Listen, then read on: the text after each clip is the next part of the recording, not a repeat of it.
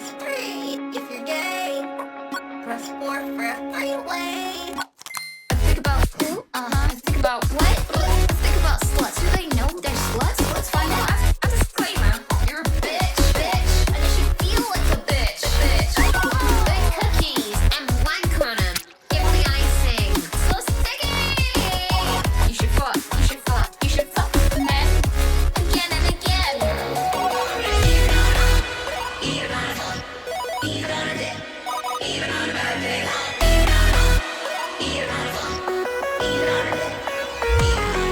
I go bend over, slap the ass. I go bend over, slap the ass. I go bend over, slap the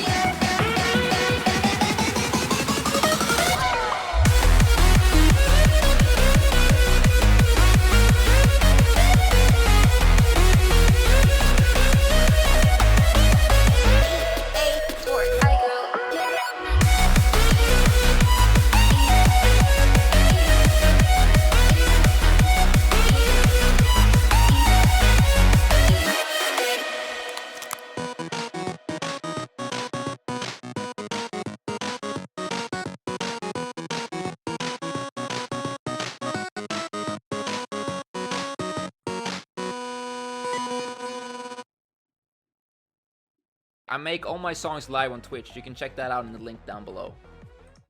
Hello, welcome. Thanks for waiting. Sorry for taking so long. I am very happy to be here though, and it is Free Advice Monday, so if you have anything that you're going through and you're like, what the fuck do I do? And you want a second, third, fifth, 25th opinion, me and chat are here for you.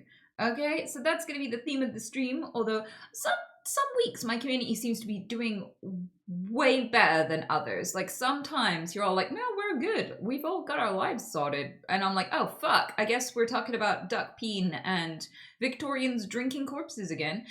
So there is filler if it's needed, but if we are doing this entire stream just to help people out, you know, I can't tell you, I have no qualifications that make me suited to tell you what to do with your life, but I'm invested.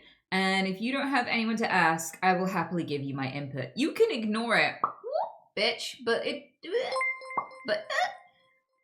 regardless, it's always good to hear how other people would deal with your issues, you know? I feel like I ask a handful of people. When I can't decide what I'm going to do in life, if I can't decide how I should handle something, I will get lots of different insights. The more different, the better. Obviously, I'm not going to do all 7 of my friends' suggestions, but usually having lots of input makes me kind of like make a patchwork quilt. I'll take what's useful from all of those different suggestions and put together my own solution. And it's better because it had so much insight behind it, beyond my biases and like my first person perspective.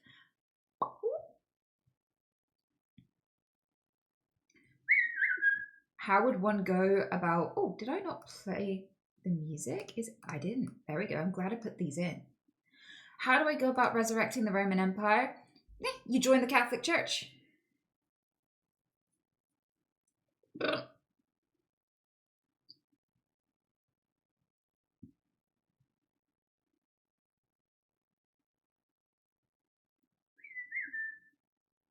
Wait, why? Oh, because people think that the Catholic Church is just what the Roman Empire became. That it never really died. It just became Catholicism. And the Pope and the whole place where the Pope lives that I've forgotten the name of right now. You can go read that in your own time. That's their theory. I didn't come up with it.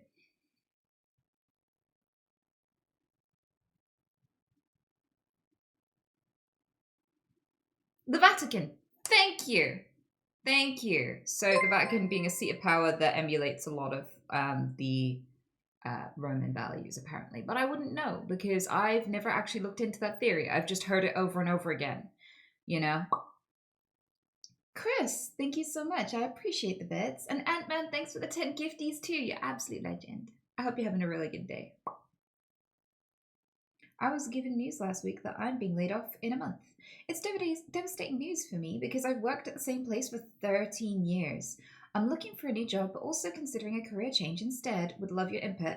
Okay, so the way that I handle the loss of something that I really appreciate is to know that it created space.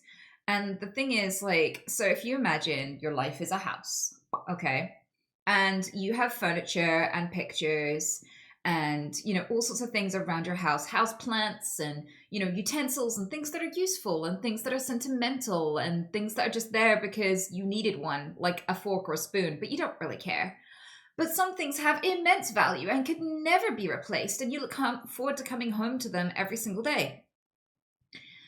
Let's say somebody broke into your house and stole some of these things, and now you have an empty space where your favorite picture was, or they jumped on your bed and broke it in half, or, they ate all your food in the fridge. Okay, they have now created spaces, and you are free to put whatever you want there. And you can try a few new pictures until you fall in love with one and like it even better than the one that was there before, right? The thing with every single situation where your life improves, it has to begin with some space. And sometimes if you're comfortable and settled and satisfied, you don't change anything around. You don't clear space. And things don't ever reach their potential. You have no idea that it could be 10 times as good as this. So, you had a really awesome 13 years and you're so lucky because most people do not give a shit about their job. They give 13, 14, 20 years even to a workplace they don't even look forward to. And they sell their lives from minimum wage to a manager who doesn't care about them. And they end up like just looking back and being like, oh God, it was a job, I guess.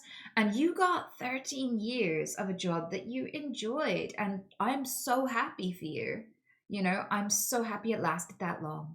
But yeah, now you have space to fill it with a new chapter. And like books aren't really interesting unless they have chapters that change. And usually the change that you're craving by the end of the book, you really hope it's going to be a good answer. The only way you could get there is if something dramatically changed unexpectedly. Usually there's a plot twist. Usually there's some terrible obstacle that arrives in order for these chapters to change and for them to get interesting. And people whose lives stay the same never get chapters. And when you die and you look back at your life, the fact that it changed and the fact that you got to be so many things and try so many things and have so many things and meet so many people, that's what you're really going to value. You can't take your money with you. The only thing you can do is look back and take pride in your experiences. So I would see this change as an opportunity. And even though it's one thing's coming to an end, I'm still really happy for you. I think it's a flex. But good luck. I know the job market's really, really fucking hard right now. So I really hope you find something else that you love. I'm 18 and unemployed. How would you recommend trying to find and hold on a job that's the most efficient way to do things? What is the most efficient way to do things? Okay, so Punisher, dude, I am not the best person to ask because I'm unemployable. So every job that I've ever had, I had to invent and make for myself. So I love tits. I wasn't diagnosed with Tourette syndrome until I was 27, essentially. And this meant that whenever I shouted or sweared or, twitched or anything, people thought I was on drugs or angry at them. It really held up my entire life. And so, yeah, I couldn't pass a job interview. So I couldn't tell you the best way to get a stereotypical job. I had to make my jobs. And the first job that I made for myself was I collected free shit and I sold it online and I saved up the money and used that money to buy stock, as in not like stocks and shares. I mean stock as in like the stock you would put in a shop. And I made an online craft store and I started selling stuff on that online craft store and it was enough to pay rent and, it was growing and growing until I found Twitch. And I started doing Twitch to suck to such a degree that I couldn't really juggle both jobs anymore. And I transitioned to this one because you guys pay me to play computer games better than I got paid to do my online shop. But I still have all my stock, so I could just run my shop again if you guys ever got bored of me. So I always have that backup job, and I feel like having a backup job or having a backup plan in case things go bad is always good.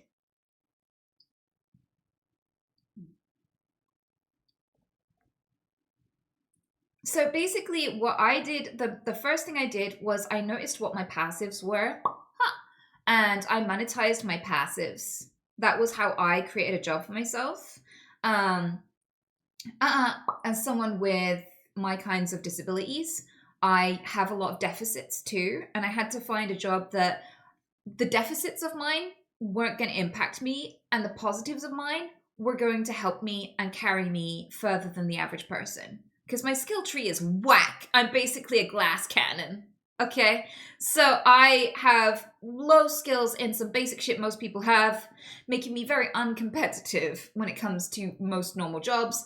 And then I have really high degree skills in very, very niche things, which means I'm very, very competitive in those areas, right? That's me. And basically, I just sat down, wrote down my attributes and my weaknesses, and decided where I could go with those. Because if you're constantly fighting with your deficits and you've had them your whole life and they're not likely to change, by all means gain new skills and improve yourself if you can, but my time blindness isn't gonna go away.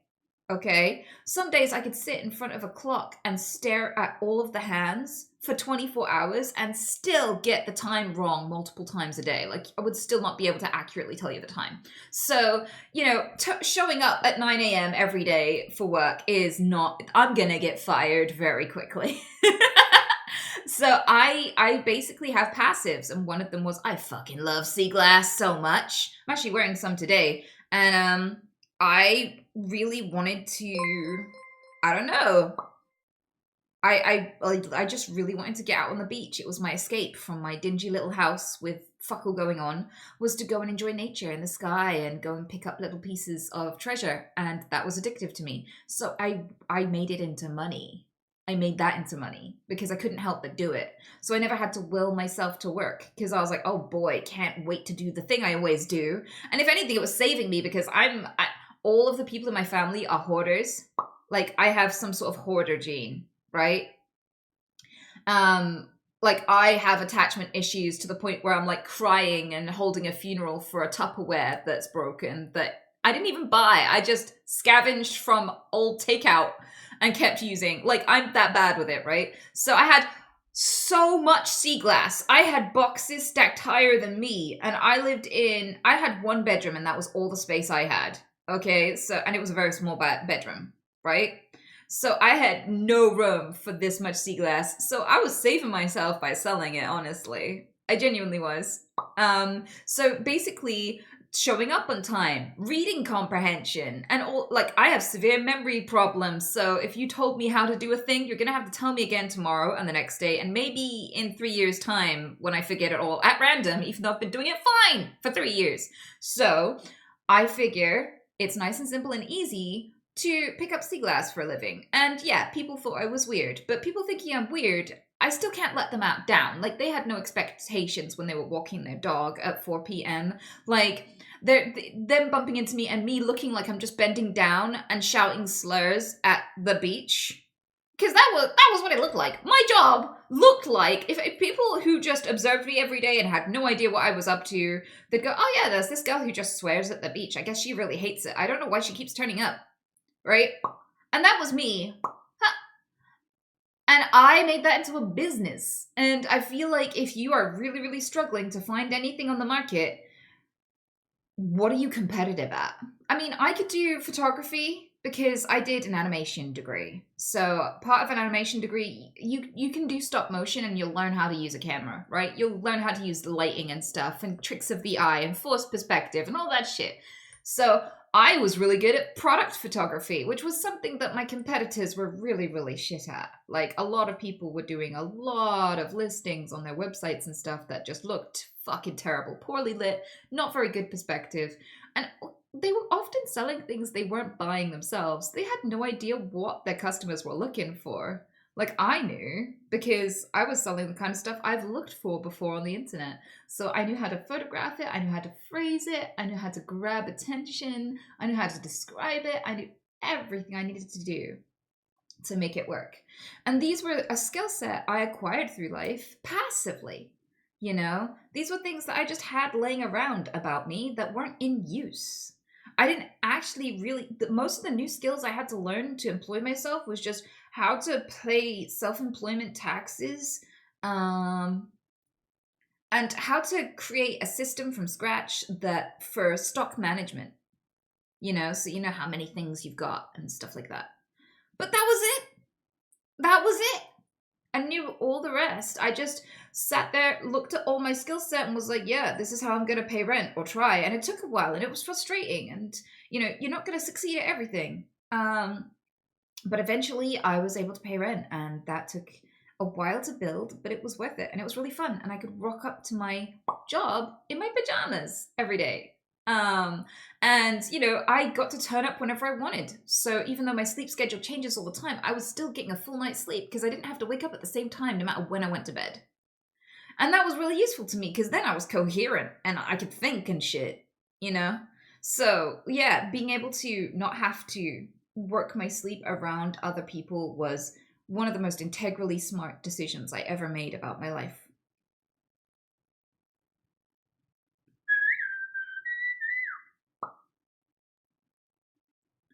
But I don't know if that's helpful to you at all. Hi, Annie, and my bestie going through a divorce. And her husband left her after 15 years together. She has 2 kids, under 3, and she thinks her life is basically over and will never be happy again. Her business is doing quite bad, and she has terrible family stuff going on as well. Other than checking on her daily and offering my help, I have no idea how to encourage her. I'm desperate. Do you have any advice for me? Smatty plus, I've got to say, I have had to drag myself through some really, really abysmally shit circumstances. Where I was desperately unhappy for consecutive years. And I have to say, I didn't have anyone to help me through it. I just did it by necessity. And I kind of feel like most of the time, when an adult goes through this, they drag themselves through it by necessity. And the fact that she has dependents already means that she's already got a really, really big motivator to keep going even though it sucks right now. But everyone has periods like this. Everyone. And unfortunately, as helpless as we are when we stand to the side and watch as friends, this is just normal. So at some point, I hate to break it to you, but you will have a tough patch in your life too. Things can't go perfectly for you forever. So I don't know. It's probably going to go better than she thinks. And she'll probably be fine because most people go through relationships that end. Most people. Some people are with their partners for most of their life and it still ends. So I feel like it's a very survivable thing that most people can pull through. But yeah, if you're not sure how to support her as a friend, but you want to, say so. I feel like when people say things like, hey, I'm here if you ever need me, no one ever cashes that in. I don't know why, but it's one of those things that it's so generalized and kind of that people don't call it in. But if you're like, hey, I really want to help you. I can see you're going through a tough time. And if there's any way I can make it easier for you, you let me know.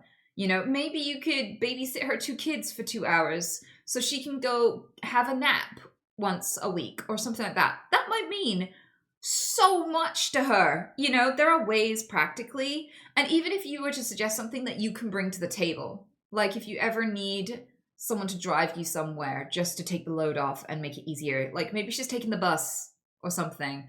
Spot something she's struggling with and offer to help. And if she goes, no, it's okay, I've got that sorted, go, okay, well, I'm here for any practical assistance. So, I don't know, if you can't get round to the gardening because you're overwhelmed, I'll come over one Sunday and I'll do your gardening. Just let me know if there's something I can do to make things easier for you because I am here. Really, just even if it's a practical solution she doesn't take, I would begin there just to show that you really mean it. It's not just platitudes. You're not saying the thing that you're supposed to say in the moment. You're actually there to help, okay? And the reason why I suggest that is because my friend does that. Because my friend who's known me for around about a decade now, maybe more, he is yeah, I can do whatever you want. I can come over and help you with the dishes one day if you need it. Let me know if there's any way I can turn up for you. And because he's giving examples, I'm like, oh shit, he really means it. If I spot something, I'm like, this sucks. I know that if I needed someone to come and assist me, it would be him. So that's what convinced me. I had plenty of friends who were like, here if you need me. But when I think who's genuinely going to show up, I think of him immediately. I've met a girl, and from the moment we met, it was magical, and within a week, we proposed to each other. I know it's very fast, but I've never felt this loved and valued, and vice versa. Does time matter in love? Abso-fucking-lutely. Good luck with that. Alright, go shank. Go look up all of the people and all of the examples online of people who've proposed to each other within a week. Because a suspiciously high percentage of them break up just as quickly. Okay? I would say if I were to give a time, I don't marry people. Like, I believe that you don't need a ceremony to prove love and that you can spend the rest of your life with someone, whether you go to a church for a wedding or not, right?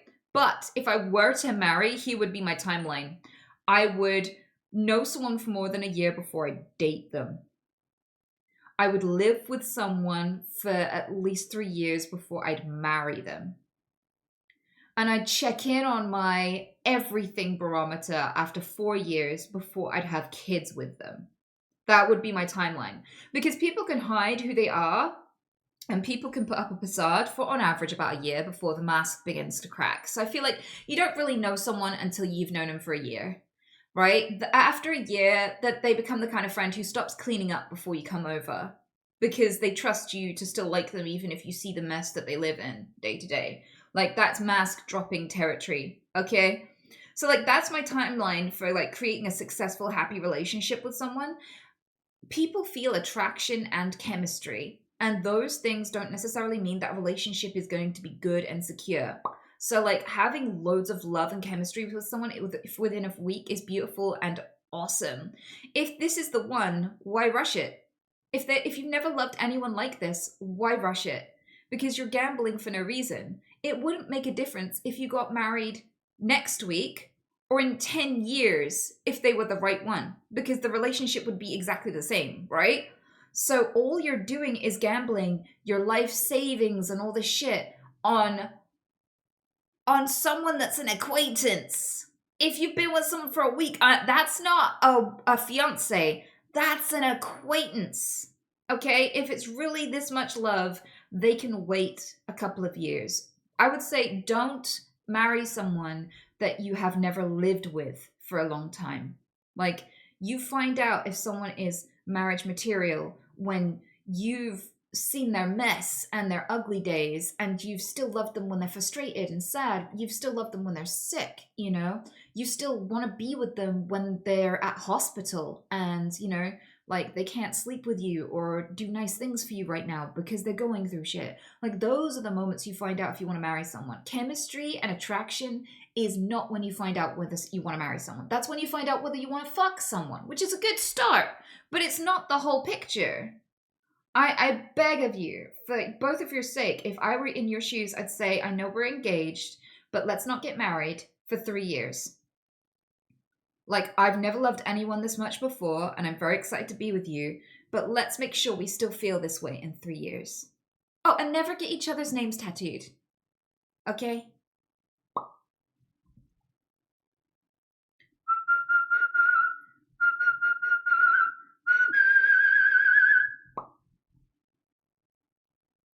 There was another one just underneath your question, and I liked that one too.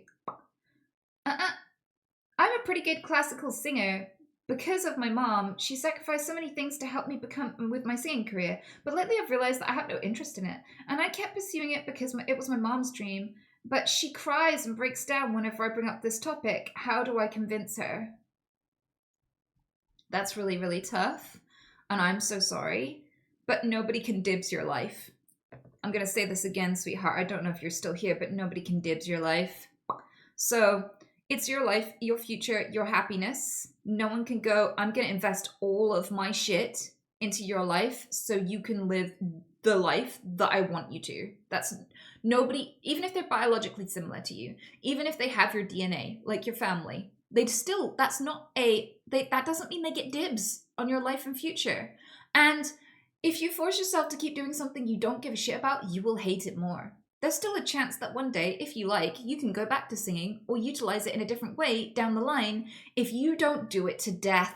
But if you keep doing it out of guilt instead of love, you're going to keep doing it to death. I'm sorry.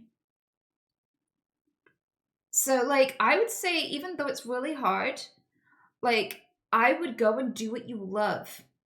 And in return for all of the love and support that your mother gave you, maybe just turn around and offer that in return for her things too.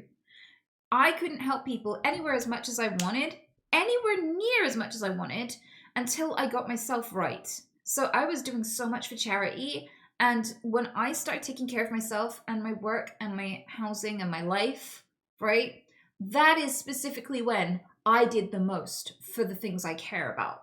Okay, I raised way more money. I gave more resources. I achieved more in so many different ways for these charities after I took care of myself. And once you're where you want to be in life and you have loads of extra mental energy and you love your day at work and you come home and you feel okay instead of exhausted and drained from pretending to like some shit you didn't. When you come home and from a job you love, when you come home to an environment you thrive in, you will have so much time and energy to give to your mother to help her with her dreams, to help her with her comfort, to help her with her things. Take an interest in her hobbies and her aspirations and give back. And just because your life experiences didn't lead you somewhere expected doesn't mean they didn't lead you to where you are. I am not an animator, but I wouldn't be here right now without my animation degree. I expected to be an animator. I put loads of work and time into becoming an animator. I didn't. And I'm still happy that I got that degree. You never know. The skills you gained along the way that your mom helped you gain aren't necessarily wasted. They might just be implemented later, okay? So there's more than one way to repay your mom if you feel like you owe her, but you don't owe her your misery and guilt. You shouldn't be guilted into wasting your life. You get one. You get one. There's no take backsies. Don't let her dibs it and squander it for you. Just because she squandered her life and is now putting all her stones into you doesn't mean that you have to squander your life out of guilt. Good luck.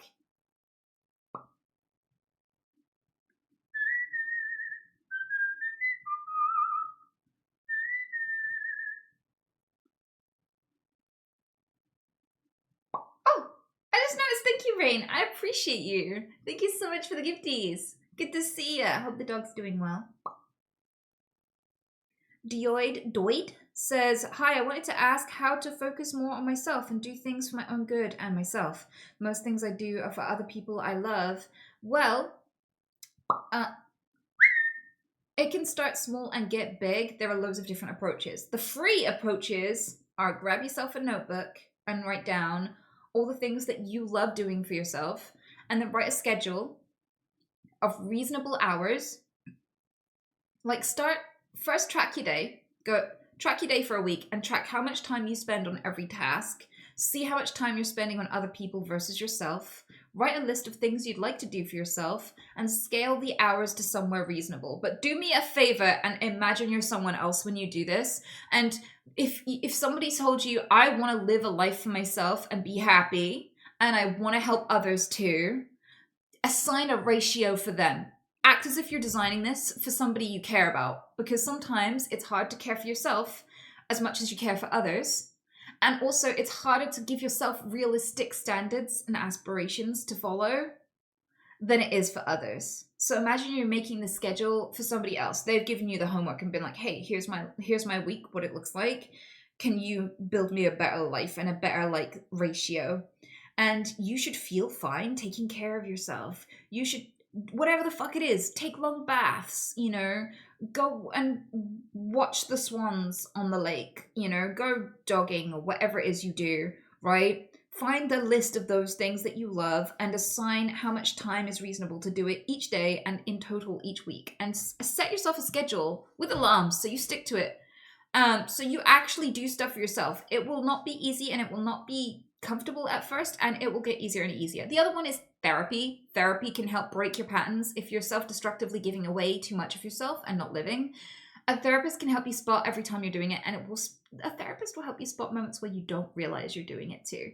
This is spoken as someone who went through this a lot myself, and I specifically, my therapist helped me to rebalance my life. So there's a tip for free. My therapist and I actually sat down and made a schedule together. Okay, so I know this is one way of many that you can try. So that's a practical one that you can do without a therapist, but I would still recommend a therapist if you can.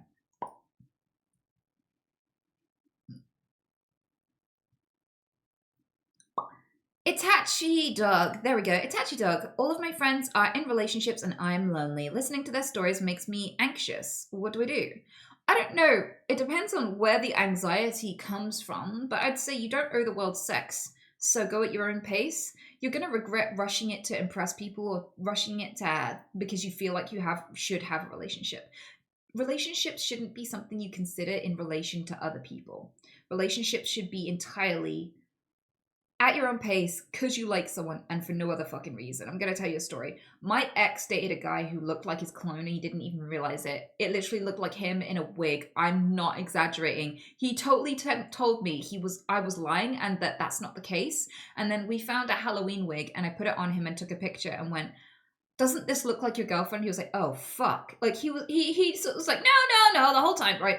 So he ended up with this girl because they were friends and they were part of a friend group and they got on, their humor really gelled. They were always joking with each other and stuff. And they didn't really feel an attraction towards each other, but everyone was kind of just shipping them. Everyone was like, oh my God, you get on so much. When are you going to smash? Come on. When are you going to hit that? I mean, it's obvious to everyone. Go for it, go for it, go for it. And they got pressured into being with each other. And it was a terrible relationship in every single way, to the point where years later, he messaged them and was like, hey, I'm really sorry about that. That was embarrassingly bad, but I hope you're doing good now. So with that in mind, that is a whole slice of his life and lived experience that was entirely to please other people and relation to other people. It didn't help. It didn't make him feel any better or any less lonely or any less single to get in relationships according to how he feels about other people's opinions. Right? Relationships happen when you can't stop thinking about someone and they can't stop thinking about you, and you spend more time together, more and more time together. And this is the person you think of every day. If something cool happens, you want to message them. If they're the person that you notice when they're not around, that sort of thing. And so you grow closer to them and they grow closer to you if they feel the same way. And it just evolves naturally. Okay? And it's not because, you're like, oh, I got to keep up with my friends and all that shit. You will not feel any less lonely if you fuck people out of obligation. If you invite people into your home out of obligation. If you do something because you think you should. Like, you're like, well, my friends think I should fuck Harry, so I guess I'm fucking Harry. Harry and you're not going to get less lonely with Harry. If the connection isn't there, it doesn't really matter what your friends say or what they have or whether you kept up with them. Like, some people can have 100 body count and still feel lonely. And some people have never had sex at all and feel fine because they are in a good relationship with themselves and probably a wifey pillow. But that's beside the point. All I'm saying is that how many people someone has slept with or how many relationships they have or whether or not they're currently in a relationship or single is completely irrelevant to you. Irrelevant. Go at your own pace. You'll have so many less regrets. I mean, press 1, guys, if you didn't really feel any different after you lost your virginity. That's a really good example. So many people are thinking like, oh, my friends, they've had sex and I haven't. Is there something wrong with me? And then they have sex and they're like, why do I give a shit about this? I don't feel any different. What did I think was going to happen? Why did I think this was going to make me feel a certain way? Why did I think it was going to make me feel like more of a man? Why did I think it was going to make me feel cooler? Why did I feel like I was going to be an adult now? I don't feel like an adult. I don't feel like this is like a stage of adulthood that you achieve. So like, yeah, see how many ones there are? Don't worry about it. Don't worry about what other people are doing. Like, you will feel the most satisfied with your choices when you did them for the right reasons. You're gonna be fine. Also, people who are single can quite often be more successful because they have more time to focus on what they care about. So when the space is filled with a fulfilling relationship, that can be really satisfying. But when you have lots of free time that you're not feeding to someone else, that can also be incredibly satisfying too. You'll be okay, no matter how long it takes you to find someone compatible, trust me.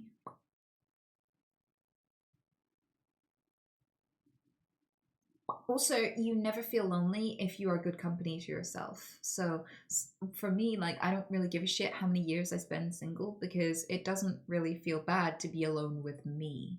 So I feel like a lot of people don't realize this, but there's a difference between lonely and solitude. So being by yourself does not have to feel bad or wrong. Time to yourself can be really good for you. It can help you with your development, to have periods of solitude.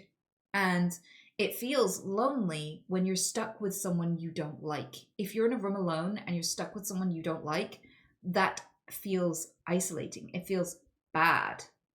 But when you're with someone you do like, it feels pretty good. So in the meantime, while you live life and you go find things and experiences and maybe bump into someone down the line, in the meantime, a good place to seek companionship is with yourself.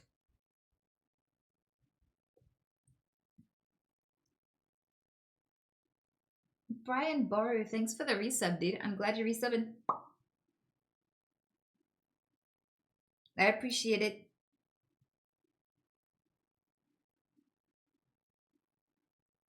Jahalis, I've been in a long distance relationship. Okay, run that dono and I'll do Jahalis's one. Thanks, Mer. I appreciate the bits.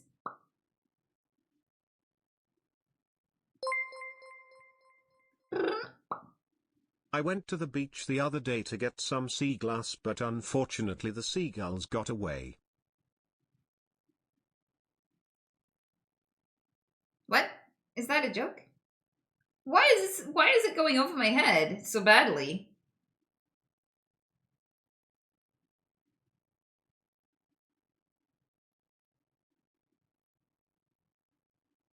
But yeah, thanks for the dono. I'm sure I'll read it again and I'll get it. I've been in a long distance relationship with someone for almost a year. We've met up and with each other about 6 weeks, and I'm about to leave my state to go to hers because we believe this is going well enough to move in together. In these tumultuous times, will I regret leaving my home turf behind with all my family here more than I will regret making a serious move to achieve an actual love experience? Bitch, your family will still be there in a year, 2 years, 3 years if things don't work out with this person. You've got nothing to lose there. If you stay because you're like, no, them being like down the street is so important, I'm not willing to sacrifice that, you could lose your partner because not everyone is willing to have sex once a year or spend thousands to spend time with someone every year. Like, that can be relationship ending stuff. I kind of feel like you've got nothing to lose for trialing things over there with your partner and seeing how it goes. I mean, if you are like a year or two down the line and you're like, you know what, fuck this isn't working and I miss everybody, then go back or maybe renegotiate and see if she wants to try coming and living with you in your hometown, But I don't feel like you're gonna lose. I don't think your family's gonna disown you if you disappear for like a little while.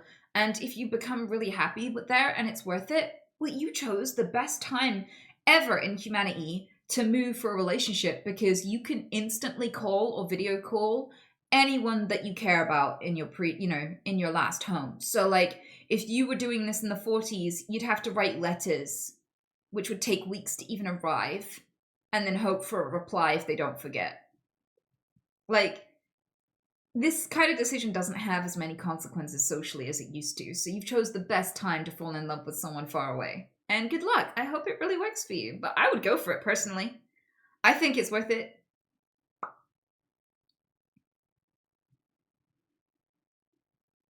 I don't know if you agree.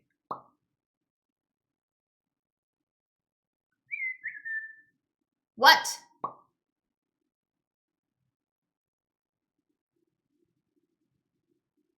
How old are you? I am 34. Bitch. That was a really good question I saw.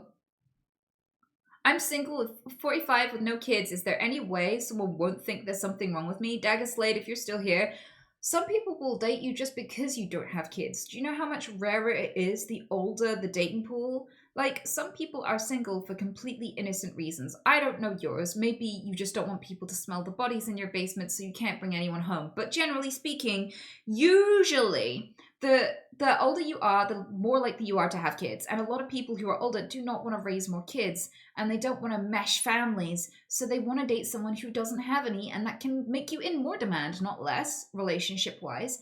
And then not only that, right?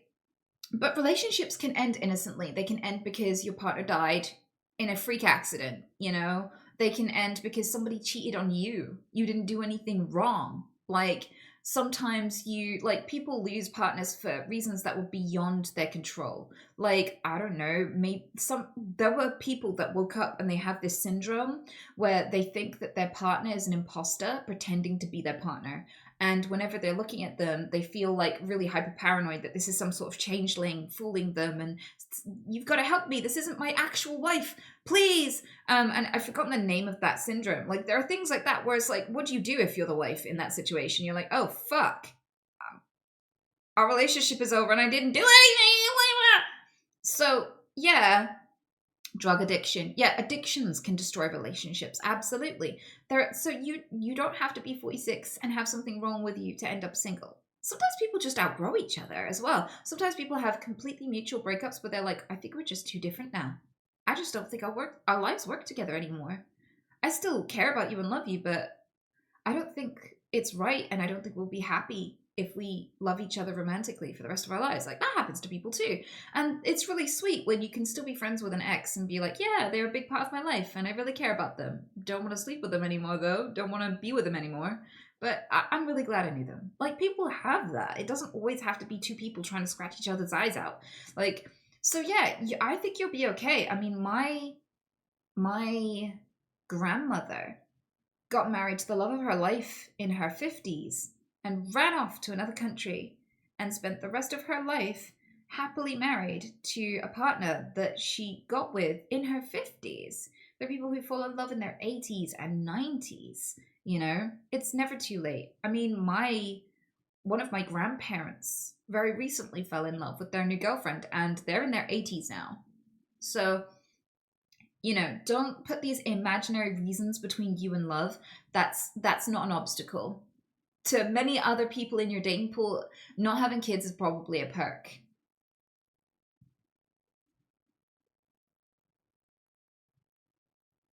How would I stop feeling wounded and start trusting again? You stop looking for trust in other people and you start with trusting yourself. Atomic Alchemist, the reason why you don't want to trust other people is because you're afraid of getting hurt and you don't trust your judgment. Somebody seemed fine and they weren't. And now you can't trust yourself to tell the difference between someone who is fine and someone who's dangerous. And so everyone looks dangerous, okay? What people who break your trust do is they destroy your trust in yourself, not just them. They destroy your trust in your judgment. So what you've got to do, if you're going to be dumb, you got to be tough. And what you've got to decide is, well, I've gone through breakups before, and I've gone through heartbreak before, and people have let me down before, and I'm still okay. Okay, when I looked back and I saw this, I realized it, and it was like really life transforming for me when I realized this. But like, I had a friend for like over 10 years who like I thought was really trustworthy, who completely turned around and betrayed me. And like, I've had a few other friends who like, not very often, not like, I've existed for 34 years. I can think of like a tiny handful of people who've ever fucked up this bad that I've met, right? But people have fucked up. And what I realized is that was like a huge drama to me that year. It was heartbreaking. And it was like all I could think about for months, right? But now I can barely remember any of the details. All these years later, it's just a distant memory. And I'm absolutely fucking fine. It was like the end of the world at the time. But now I'm totally fucking fine, right? And like, I kind of trust myself to be like, it's worth loving other people and having cool experiences with people and making memories, okay? That is one of the coolest things we get to do as a human. And I think it's worth it to do that with loads of different people, even if some of them are going to let me down sometimes. I feel like I'll be okay. I trust myself to be able to handle it. And then you just start making choices that make sense. Like, if you have friends that you barely know, you don't trust them with really, really big responsibilities yet, okay? If there's something that somebody could really, really fuck up and it would really devastate your life, maybe don't put that in people's hands if you barely know them. And if you know them really well, then you need to admit to yourself when they have strong points and weaknesses and when they're not going to be able to handle that responsibility very well. And maybe to pick which friends you trust with certain things, because they can all be trusted with different things. Friendship isn't like a carbon cutout, like set list of responsibilities. It's the responsibilities they can handle. And that's it.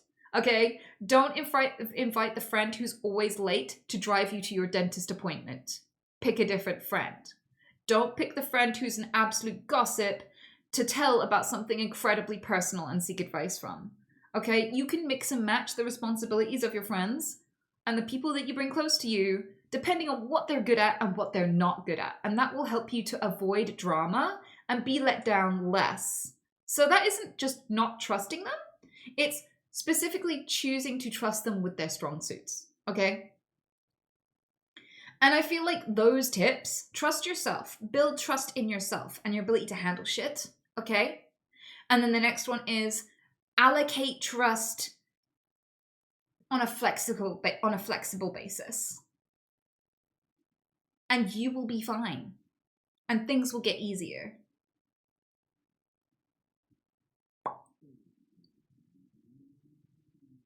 But yeah, the fact of the matter is that people will hurt you again. I'm not going to comfort you and be like, no, sweetie, no, it's going to be okay. You can love again.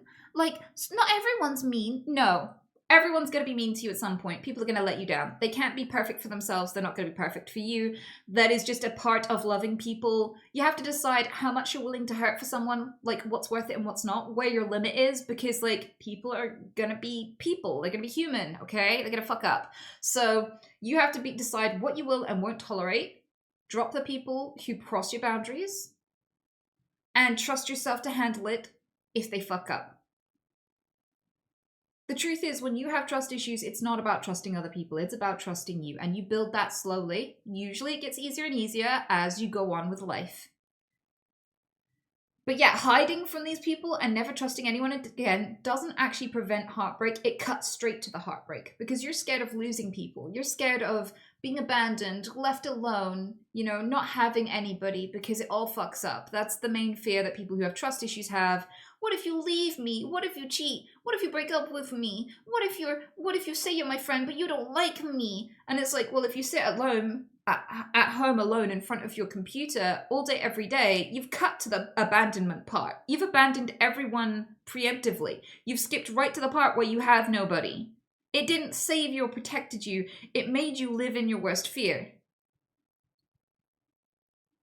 So when you're like, how do I trust again? It's like, you just gotta make a commitment to yourself and say, I can handle pain. And that love is a debt you pay in pain. It will hurt one day to love someone because they'll die.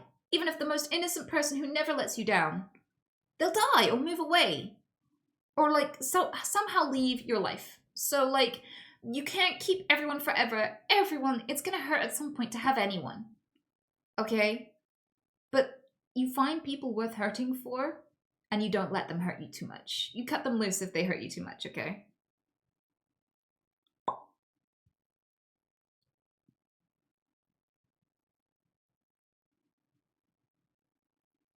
But hopefully that was helpful.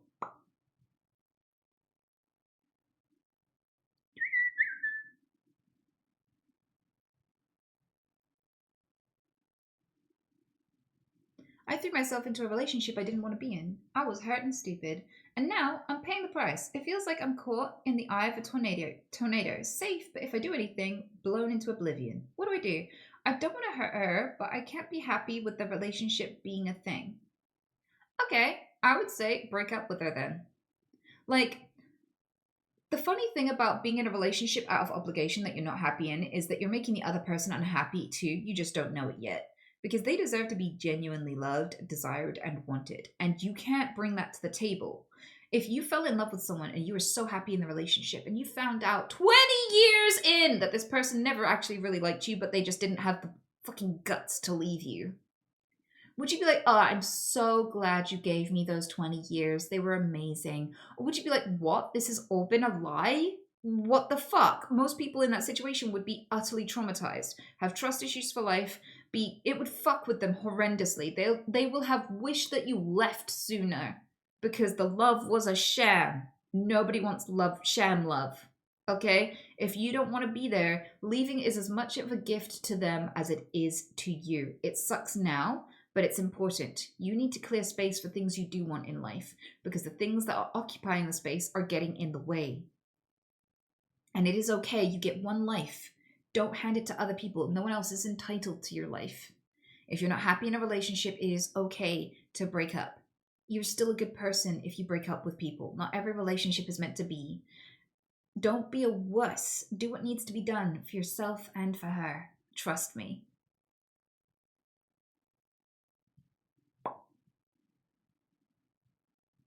I have two close friends of mine, and both have a crush on me. One of them is very touchy and affectionate, and I don't feel the same to the other one.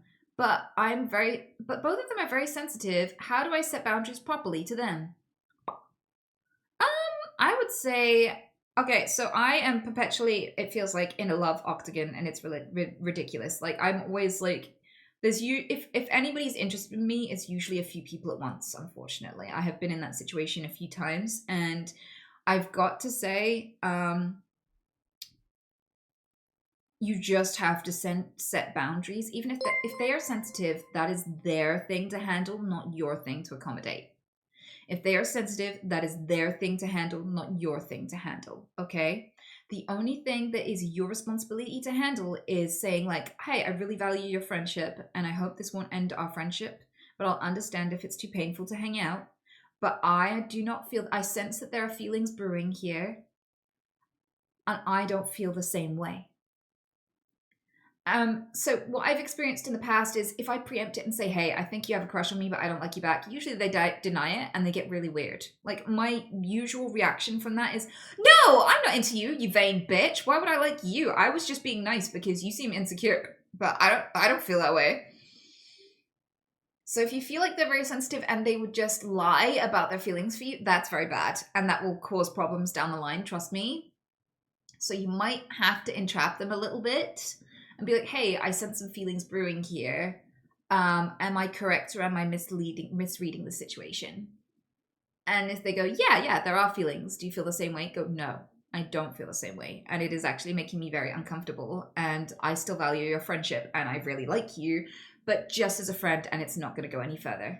And I would like to just state that now because I'm very flattered by your interest, but I don't want you to waste your time. I hope we can still hang out. I hope that you're a strong person and that doesn't have to compromise our friendship. Like, I would really recommend having that conversation with people. If they're very sensitive, that is their problem. They should not be putting themselves out there and asking to be chosen if they cannot handle being turned down, because not everyone's going to want them. Like, if you're going to flirt with people and you're going to put yourself out there, not everyone's going to want you, and you just have to accept that before you go. And you just have to be able to handle that if you're going to hit on people. Because if you can't, why the fuck are you hitting on people? You're just going to damage yourself. That is their problem. Okay? That is their, as a grown-up decision. You do not have to buffer that. You do not have to, you don't have to make any accommodations for the sensitivity in the situation. You just, if it's making you uncomfortable, you don't have to let them make you uncomfortable. Just turn them down. I mean, I used to hint, but trust me, hinting doesn't work. When people like you or in love with you, they hear what they want to hear. So if you loudly say, hey, I'm not attracted to anyone right now. I'm so happy, but just totally not into anyone. I think I could stay single forever. You know, they won't hear that. They genuinely won't hear that. They'll still ask you on a date tomorrow. Like, it's so bad.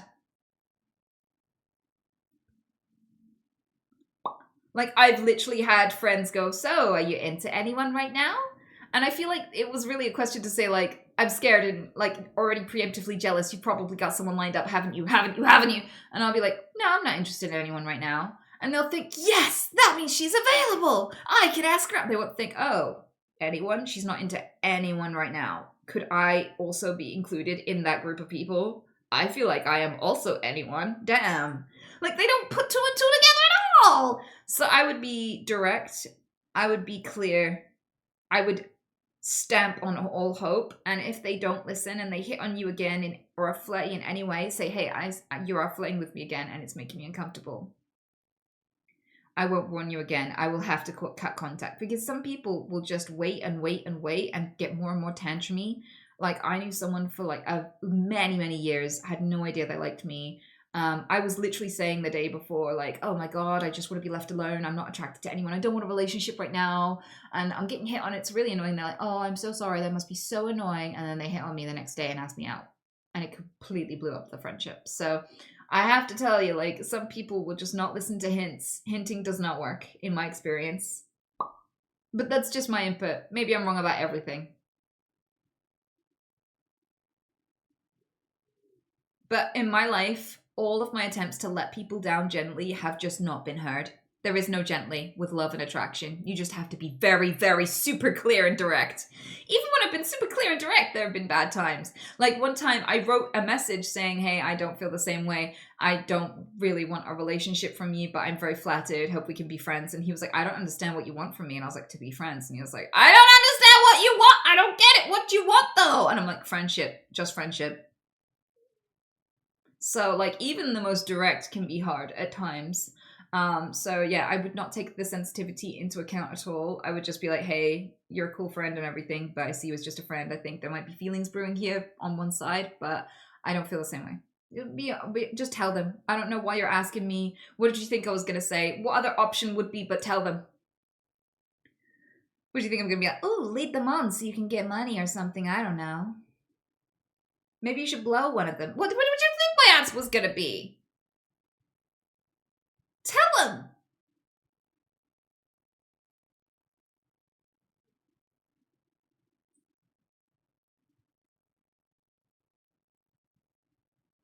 Oh, is it 2:00? Nice. Okay, I don't want to be late, so I'm gonna go do that now.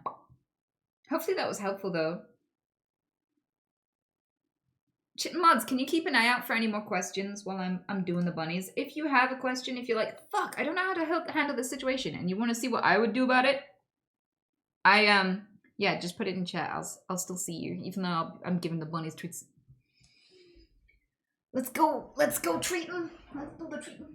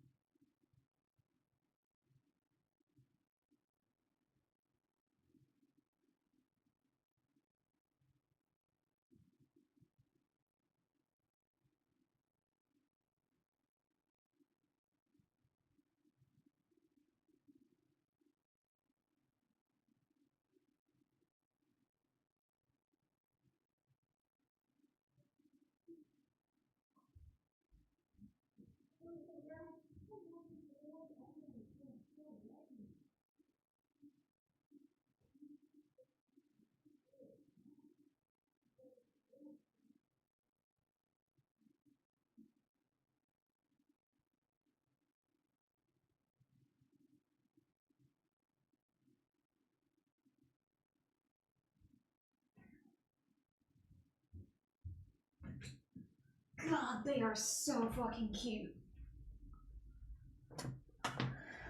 My little boy.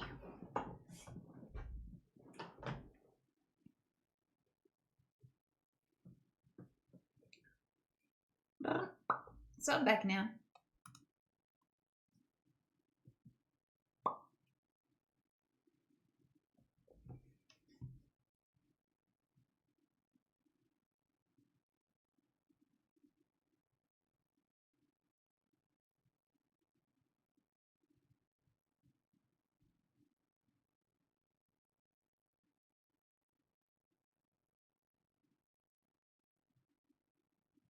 Do they have a plate for the food? So they do have a plate for their usual pellets, but I just give the treats to them in a little pile in front of them because it doesn't matter. They clean it all up. They eat every last little speck. So.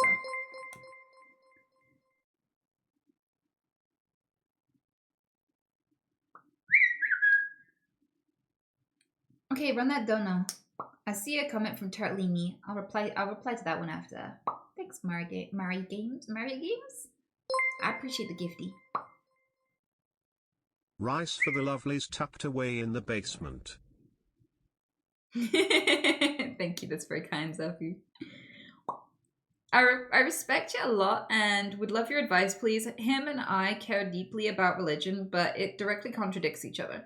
Everything else about us perfectly lines up. Is it worth it in the long run to keep trying, or is it better to let go? Especially since we're both stubborn and deeply invested in our own religions. It depends on how much you give a shit. I mean, there are vegans who date meat eaters, and, you know, there are religious people who date atheists and stuff. Like, two people can live differently but love each other. And if everything else about the relationship works, I think that just your ability to respect people who live differently is the issue. And that can apply not just to your partner. I think it's a good skill to learn with everybody because nobody's going to be a carbon copy of you. Everyone's going to be different to you, and you're not right about everything. Nobody is. We're all very fallible.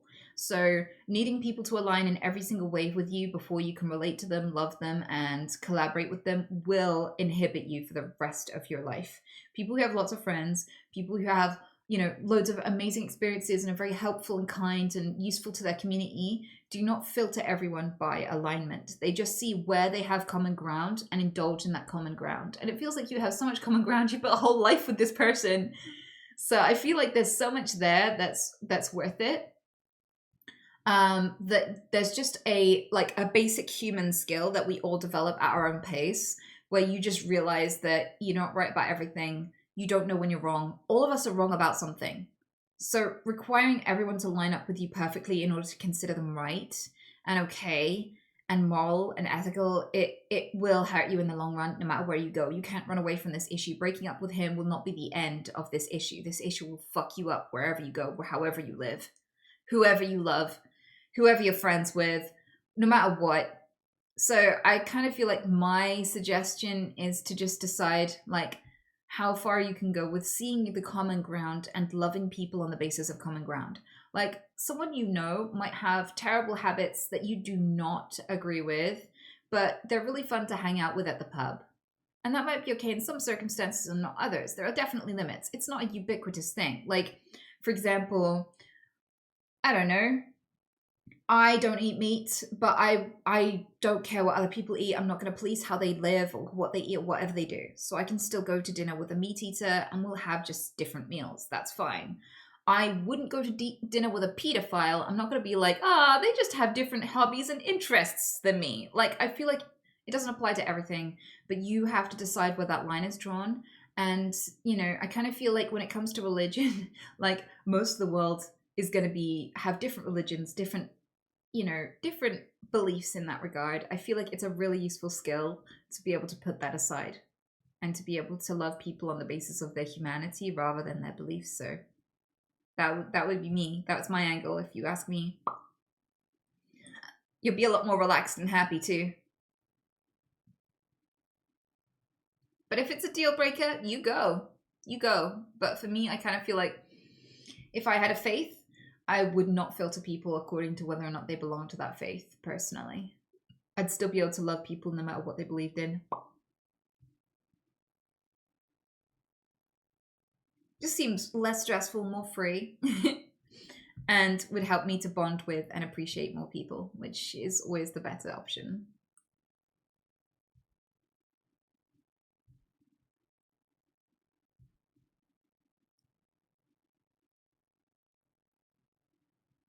Yeah, I hope that helps, and good luck. I hope you two find some common ground. I hope it works.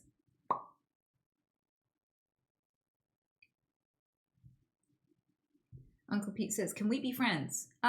No, Pete, but for a really good reason. So I kind of feel like adults don't ask each other, can we be friends? Friends isn't like an assignment, like a badge where I go, you are a friend now, and give you a badge, and it's like, you are my friend. Like, you're Anita's friend. Here's the Anita's friend badge.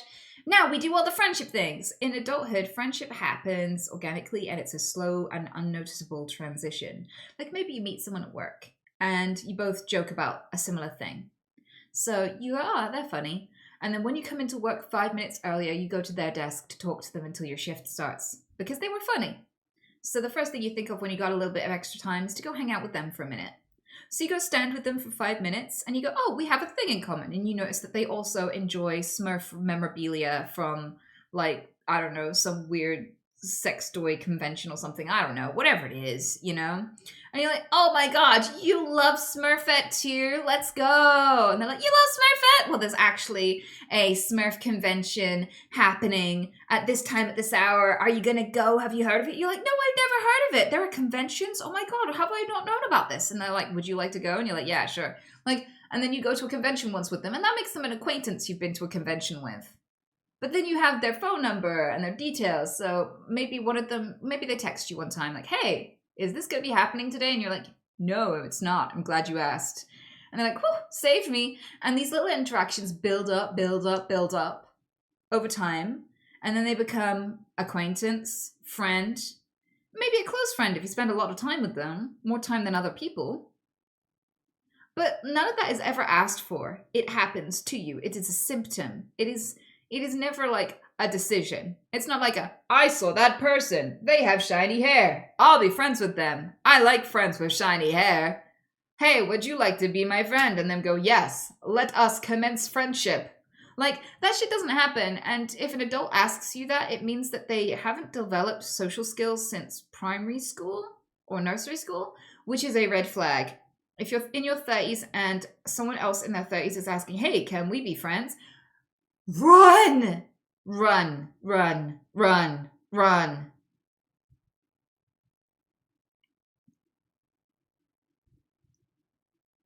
I'm just lonely, sorry. You don't need to be sorry. I'm not telling you off. I'm giving you tips because I'd love to see you make some real friendships.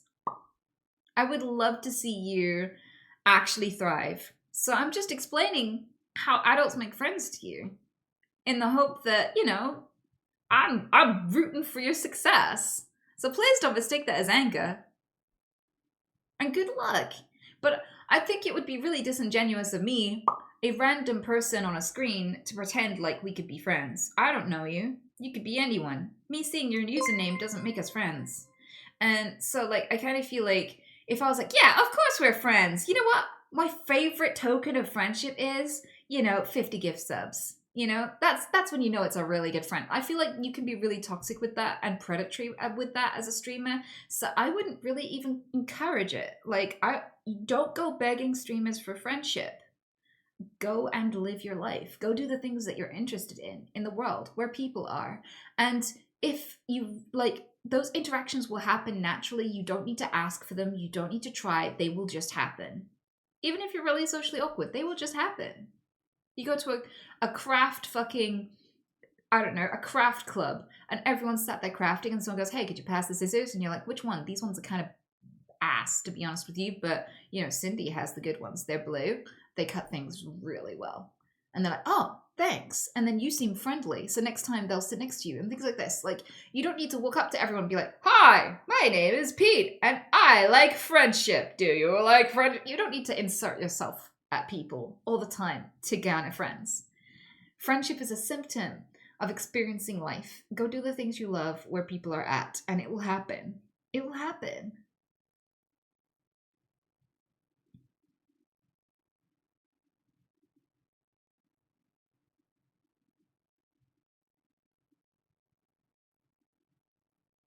Literally how I've made all of my friends. What, with 50 gift subs? See, it's the key to success, right, guys? We love testimonials. Pepe John, thanks for the resub.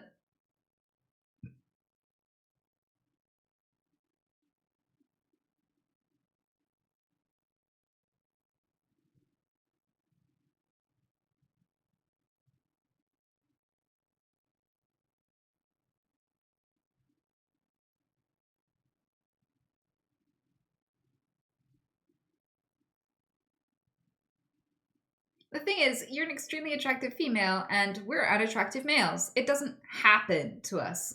Well, cats are cute. Thank you for fluffing my ego, but not everyone's attracted to me. It's really sweet that you think that like I'm not by any means like some 10 out of 10 woman that nobody can resist. But also, if people engage with you just because they're attracted to you, that's not friendship, and it's actually not very good, and it's very isolating. So that is not what I'm talking about. I feel like it can just happen to literally anyone, regardless of how attractive they are, regardless of their age or status. I promise you. Annie, hello! Thank you so much for the raid. We're doing a help and advice stream. So if you don't mind being sworn at, if you don't mind being sworn at, and you have some stuff that you're troubled by and would love a second opinion on, I am an unqualified but very willing adult, so go ahead and throw me your questions if you're like, how do I stop my dad from being mean to me? Why am I addicted to my own bogeys? Like, is it embarrassing to bring your waifu pillow to Thanksgiving dinner? Or should I let my parents meet my love? Like, whatever the fuck you're going for, we might judge, but at least you'll have a second opinion. What were you up to, Annie? And thank you so much for thinking of me. I really appreciate the raid. Welcome, everyone. So I shouldn't bring the pillow? I would advise against it, but if you're really dead set on bringing a waifu pillow or any kind of cuddly toy that has holes, I would put it in the washing machine first. I feel like that's obligatory whether you bring her or not, okay? I saw your title, sounds fun. Oh, it's been really fun so far. People have had really, really good questions. They have.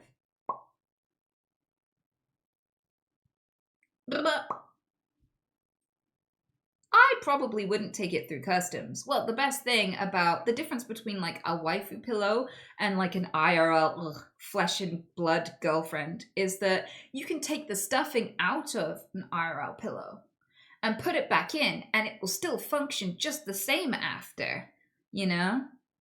And smell just the same and provide just as much company as before. So you could just take the pillowcase with you through customs. You know? You can't just bring your wife's skin through customs. So, I feel like that's one of the perks.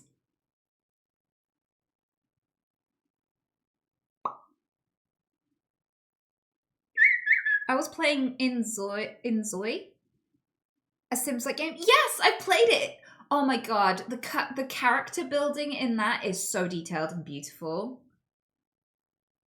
Genuinely. I feel like it's my first kind of that type of game, but I liked it. Very, very cool. Do you have any advice against porn addiction? Absolutely, Bilgit. Whack it. So basically, I have a lot of experience with porn addiction. Not personally myself. Like, I don't really feel anything about porn. Porn is not my thing. Like, for me, looking at porn is like watching people dance but without the music. Like when people are just gesticulating without the rhythm and the music, it looks really weird. Like, look, watch.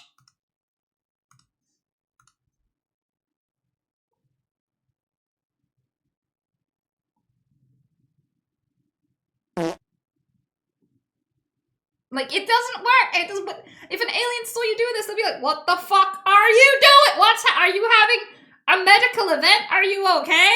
And so, like, it's not going to evoke, like, when people are dancing to actual music, like, other people, they're like, yeah, break it down. And they can hear the rhythm and they can feel while you're doing the music and they kind of want to do the music-y thing too. And they're, why is my body moving all of a sudden? So, like, dancing with the music, when everyone gets the same feeling and vibe, it's impressive. But without the music, it's just kind of weird and concerning. And I feel like it's the same with porn. If you don't really get stimulated by visual stimuli, porn just looks kind of weird. Like they're rubbing up against each other and it's kind of awkward. I feel like I shouldn't be here. Are you okay? You're okay? Okay, I'm just gonna leave you to it. Like, I feel like if I see porn, I feel like I've walked in on somebody on the toilet. I get that kind of, oh, whoops, sorry. Like, even though they want you to see it, they made it so you could look at it. It still feels like you should, it feels like I've intruded somewhere I don't want to be. It would be weird to just stand there with the door open and smile at someone who's shitting and just make eye contact. Like, shitting alone, stranger. So, like, that's where I come from with porn. Like, I've never been addicted to porn. But the reason why I have so much experience with it is because I had a couple of exes who were addicted to it. And it completely destroyed the relationships. And on top of that, after that happened, I wanted to understand it more. Because I didn't feel like it was just something that happened to them. It was something that happened to us. And therefore I carried some like trauma from it. So I was like, I need to understand this. So I started researching it. And then I came across whole communities of people who were trying to quit. And they had accountability partners. But the thing was, when they had accountability partners for quitting, it was tough to describe the urges and things that you were feeling to somebody who's also suffering from those urges. So I was an accountability partner for some people. For the, holy shit, I forgot you could do that. Why?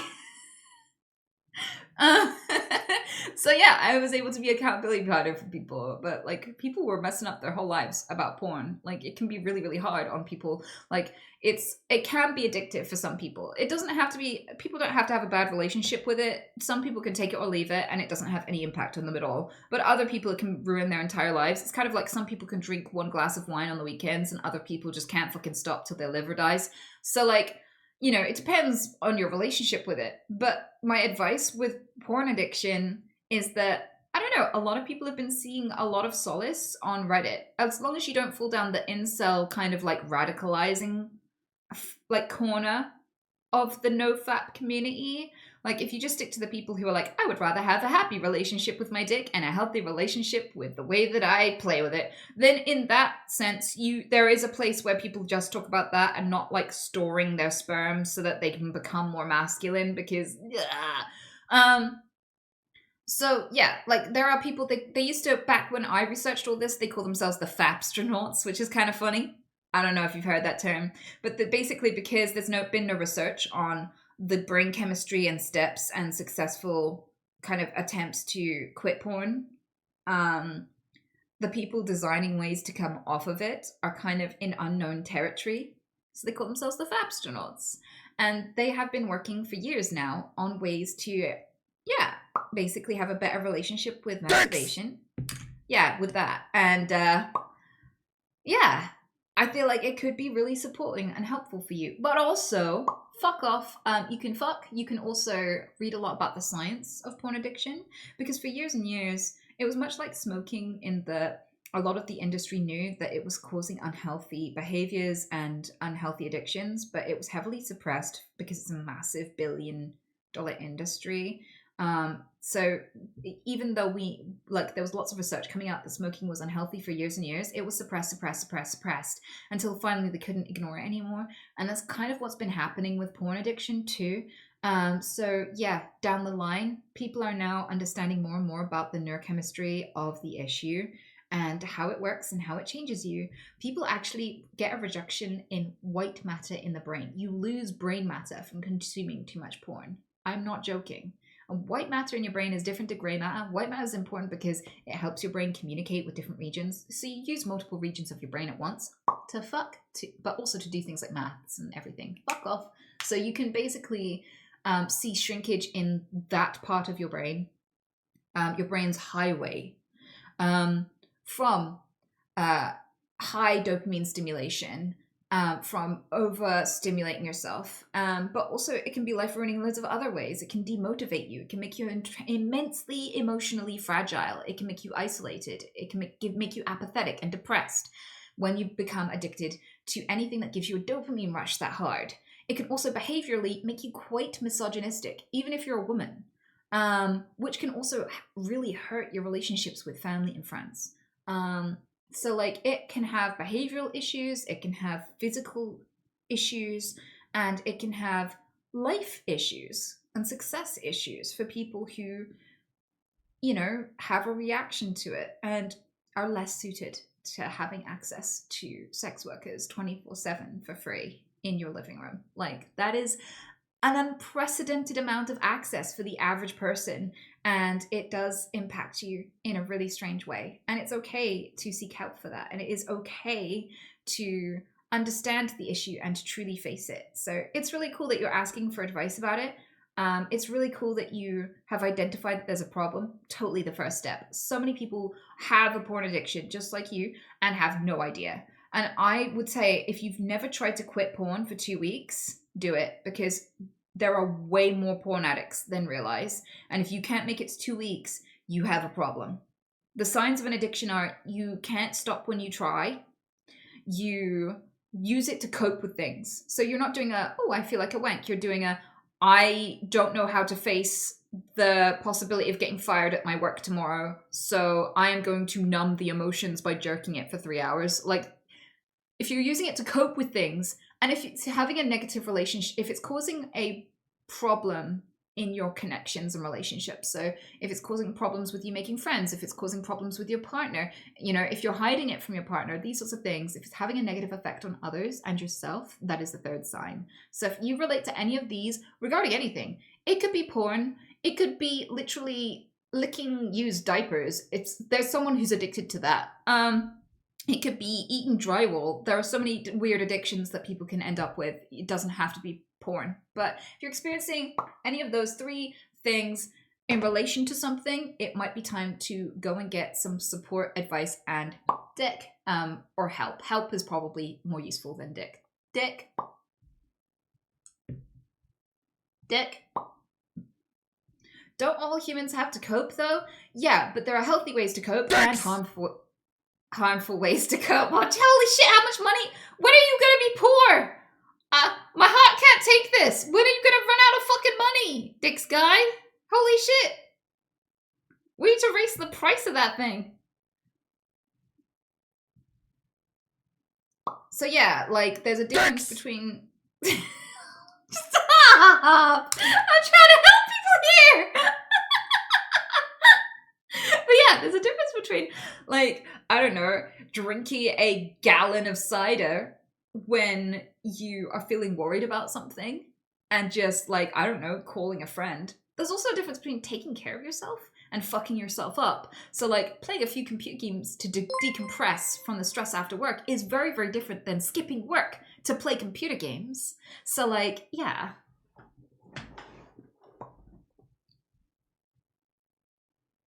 Feeling electric tonight. Fuck off. Fuck off. You say, hello, Anita, would you have any advice for someone who's switching their interest every 2 months or so? Like finding something that I'm really excited about, but then it almost always fades away and the circle goes on. Yeah, why not? If you want to have lots of interests, you can. Like, oh, harder, Daddy. Exactly. Like, if you're finding yourself, like, into, I don't know, collecting PVC cat suits 1 week, and you're like, you know what, fuck these cat suits, it's all about the Smurfs this week, I love Smurfs, Papa Smurf, fuck yeah. And then the next week you're like, I am going to be an artisan pot maker, and I'm going to craft clay pots. And then you're like, fuck this, all my pots are shit, and I don't want to be doing this for the rest of my life just to make a fucking teapot, you know? I want to make dildos, you know, go for it. Life has chapters. Do things for as long as you enjoy them. I've had many, many interests. I feel like it can be a symptom of ADHD. But like I've had many, many interests and not all of them went anywhere. I'm pretty sure I still have a box of like thousands of little tiny watch cogs and steampunk things because for a few weeks I was making steampunk jewelry. And that few weeks hobby has been 10 years worth of stored junk gathering dust in a corner somewhere. So I've had many, many interests, and if I wasn't willing to go and try loads of new things and get bored of them, I wouldn't have found things that I've loved for years and years. So like, just because you have lots of hobbies that fizzle out doesn't mean won't find something that you really fucking love. Yeah. And like, if you get lots and lots of joy out of things temporarily, that's still joy. That's still the rarest thing we know of in the universe. We can't even find life. We don't know if any of the life out there is happy. So like, if life is rarer than gold and diamonds and will kill for that shit, imagine how precious joy is. You get one life, love it as much as you like. And if you need to change, if you just love novelty and try new things, why is that a bad thing? Lean in.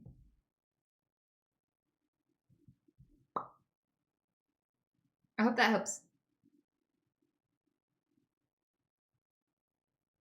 Yeah, like no one's gonna burst through your wall like the Kool-Aid man and be like, no! Pick the yarn back up! You're a knitter now! You have to knit for the rest of your life! 2 weeks? That's not enough! Knit me a jumper, bitch! You're like, I don't know how, it's not even 2 weeks. Well, you better get good enough. I mean it! Like, no one's gonna do that to you. Love things for as much as you want to. Stop when you don't. That's life. Dicks! How many dicks are you gonna give me today? Holy shit. How much does anyone... It keeps appearing too quickly and disappearing. How many bits is that? I need to raise the price. I don't even know how much it's worth. I said this years ago. It's $7.50 and you're still spamming it? Holy shit. What are you, made of money?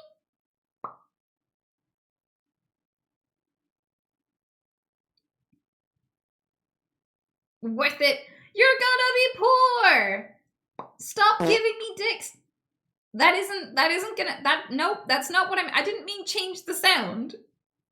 You're still gonna be poor. It's just gonna be gassy in here. And you're gonna be poor.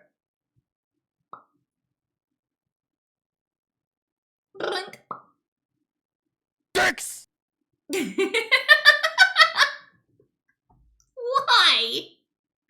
This is like, what? How many is that? That feels like it was like at least 10. Imagine making 75 quid or whatever just listening to dicks. Like when someone, I could put that on my resume and I would not be lying. I could literally put my skills include listening to dicks. I have done that professionally. Dick sound connoisseur. Blah. Oh, harder, Daddy. I'm not putting that one on my resume though. I think that might hinder my employability in most fields, unfortunately. And it shouldn't. People judge sex workers way too harshly, but yeah, like, nope. Nope. We could just keep that one between us. You want to hear a joke? No. Really no, City Play. Really no. But thank you for the offer.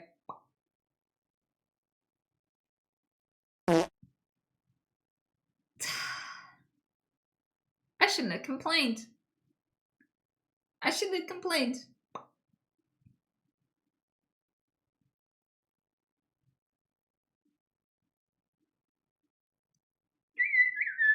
I love you.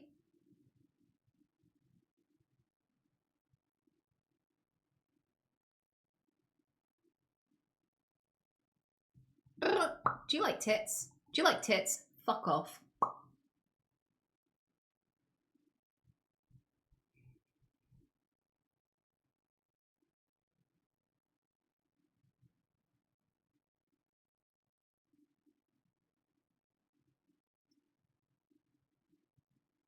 You know exactly what you were doing. Sweetheart, the best thing about all of this is I have no idea what's going on at any given time. My brain is like one of those exosketches. Oh my god. Oh my god, stop! Okay, I've done my job for the day. I've met my dicks quota. We're at saturation point, okay? No more dicks. But yeah, I don't know what I'm doing day to day. My brain is an exostech, whatever the fuck you call it. It just wipes itself every, like, few minutes. I don't remember what I had for breakfast. Holy shit, what even was that? I didn't even add that one. What the fuck? That one's not expensive enough. It could be worth £1,000. This is not expensive enough. What the fuck is that? It's happened once, and it's happened one too many times. Holy shit. So yeah, no, I don't know what I'm doing half the time, and that makes my success even more surprising. Like, I was probably the least likely person on my university course to ever have a steady job. So 8 years of being a dick connoisseur online, I guess. Wait, no, you know what I mean. You know exactly what I... No! You know exactly what I mean, chat. You know exactly what I mean. You've been here. No one just joined. None of you just joined, did you? Please tell me none of you just joined, because that sounds fucking terrible. Lol, thank you so much.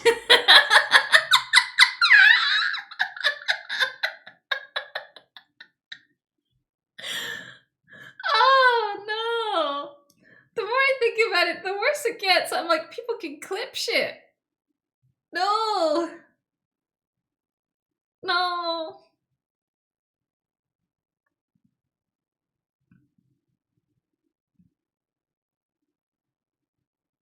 Clip it, eternalize it. Nova, didn't you tell chat you were gay? Like, why would you have, what use could you possibly have for that clip?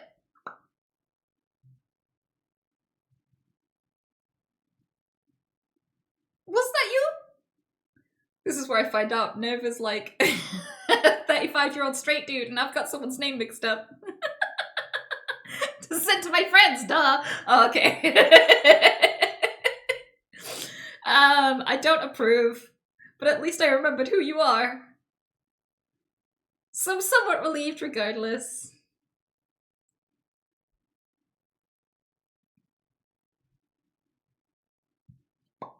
Hello, Grulis. Fuck off. That sounds so fucking realistic. It took me a couple of seconds not to realize that that was like genuine. That sounds so fucking real. Why did you find? Nobody finds the soundboard on Mondays. Like, this exists for like Halloween streams and spooky games and shit, which I barely ever fucking do. But every now and again, one of the channels will just remember that this is an actual thing you can do. Doesn't usually happen on a Monday, but like, holy fuck. You're really going at it. Usually there's just like one random fart, and a few of you don't even realize that it's a sound alert. You just think I'm gassy. Well, since when is this? What?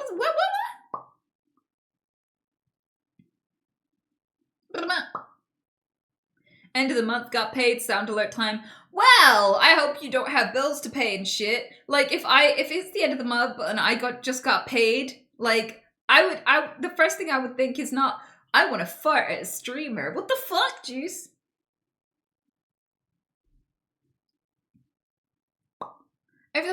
Coaching has asked, over the past year, I have become close friends with my roommate's best friend. My roommate / best friend's girlfriend. They both talk about their struggles to me, and recently she told me that there are issues in the bedroom and about the thought of bringing a third person, me, into the relationship. I have great feelings for both of them, but I'm scared that this could be disastrous. I don't know what to do. Any advice? Okay, have you ever heard of the term, don't shit where you eat? Is that something you're familiar with, sweetheart? Are you still here for a start? Because I feel like this is, like, I've got a real answer for you, and I think you'll find it really helpful, but I don't know. We've been chatting about dicks for a while, and I don't know if you're still here. Fuck it, I'm gonna go for it anyway. Right, so you're living... You are! Thank fuck! Okay, Kojin, you live here, right? This is your roommate, and you're thinking about cucking your roommate, essentially. I mean, do you know that they both like you? Or did one of them be like, hey, I'm kind of bored of my boyfriend. Do you want to come smash with us? Because that, I guarantee you, is homeless speedrun right there. If you rely on this person to also pay rent, but you're gonna fuck their girlfriend, whatever ensues is entirely on you. But like, I would say like people refrain, smart people by the way, not everyone, but smart people refrain from going and fucking people at work. Do you know why? Even if there's a really hot 10 out of 10 person at work, usually the smart people don't fuck the person at work. Do you know why?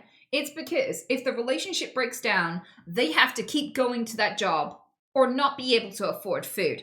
Like, those are their options. If this fling doesn't turn into a fully fledged relationship, I have to see them every single day, no matter how awkward it was. Like, maybe we were doing it cowgirl style and they pooped all over me and I broke up with them and I still urge every time I think about it and I have to look at this person every day at work and pretend it didn't happen. Like, it could be disastrous. Absolutely fucking disastrous. Or like, maybe they didn't tell you they were married and that the person they're married to also works at this job. Maybe the person they're married to is your boss. And you have to keep coming to work every day just desperately hoping, praying to all the gods that ever was, you know, that the boss doesn't ever find out you fucked their wife. Like, it's dangerous to have sex with someone that you work with. It can be life ruining. So you don't fuck where you work. You don't shit where you eat. And I would say that this is 100% a good reason not to fuck your roommate's girlfriend, like, I would not bring it up without them. Like, the first thing I would say to the girlfriend is literally, have you told this person you're interested in bringing me into your relationship? And if she says no, say, good, never tell them. And no thank you, very flattered, but I am fucking good. Okay, would be my 100% answer. I'd be like, back away, not today, roommate lady. Because specifically, right, if the boyfriend doesn't know or does but is angry and jealous and doesn't actually agree, even if you don't say yes, even if you say no, no thanks, lady, your best friend now knows that his girlfriend wants to sleep with you. That can evoke jealousy, discomfort, anger, suspicion, paranoia, and you do not want to be coming home to those vibes every day. Okay? And then on top of that, if you're not sure you want to get into a relationship, you should not get into a relationship. You shouldn't even get with one person you're not sure about, let alone two. Okay? Relationships are drama. Relationships are sensitive. Relationships can get a lot of people hurt. And you have more at stake than just whether or not the relationship goes well. Like, you have so much more at stake than just, hey, if we smash, like, you know, maybe we will, maybe we won't. It's maybe I won't have a home. Maybe I'll lose my best friend. You know, like, there's a lot on the line here. I would suggest, strongly suggest, that this might be a bad idea. They talked about it together before coming to me. That's really sweet. That's really, really sweet. And if you have like threesomes on your bucket list or whatever, then, and you have somewhere to sleep if this goes awry, because remember, this is your roommate. You have to live with them no matter how fucked up it gets. There are people out there, right, who get in a relationship with someone and then break up, but they still have to live with them. And it's horrendous. Like, imagine the love of your life broke up with you and now they're fucking some other dude in the room next door. Okay? That can be intense. Intense. Okay? So, I would say, like, the worst possible place for a budding relationship like this is with your roommates and your best friend. And your best friend. Because, like, you know, you could lose them. You could lose them. If the relationship doesn't work out, it's very, very likely you will not be able to keep these people in your lives. And what are you going to do? You're just going to eat cereal across from like two people who fucked your heart really badly? What are you going to do? So yeah, I would say, like, do not press go unless you are like so sure. You feel secure and loved and like everything's going to be fine. You know, but I guarantee you, this is risky business. You're risking your housing. The stakes are high. If you go into this, don't do it because you're unsure. If you're asking me, random streamer stranger, should I? You are not sure enough to be gambling what's at stake here.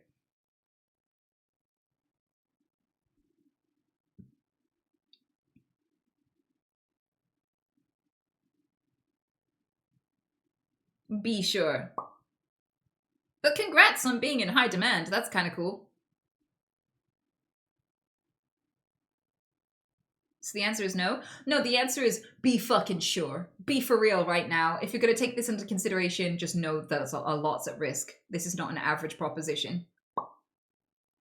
Scary Tarot, I am a very lonely person and I have a couple of close friends from work simply because we've been exposed to each other for so long, but I've been unable to make friends and any meaningful connections in college due to being pretty severe social anxiety. Any advice for starting conversations with new people in class or making friends in general? Yes, I have so much advice.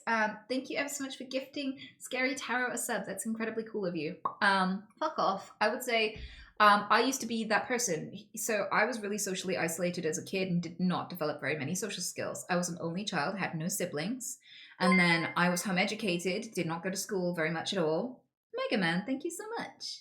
And I went to uni, did not know how to make friends, did not know how to make conversations with people, and it was made really hard by the dynamic that was going on there, to be honest.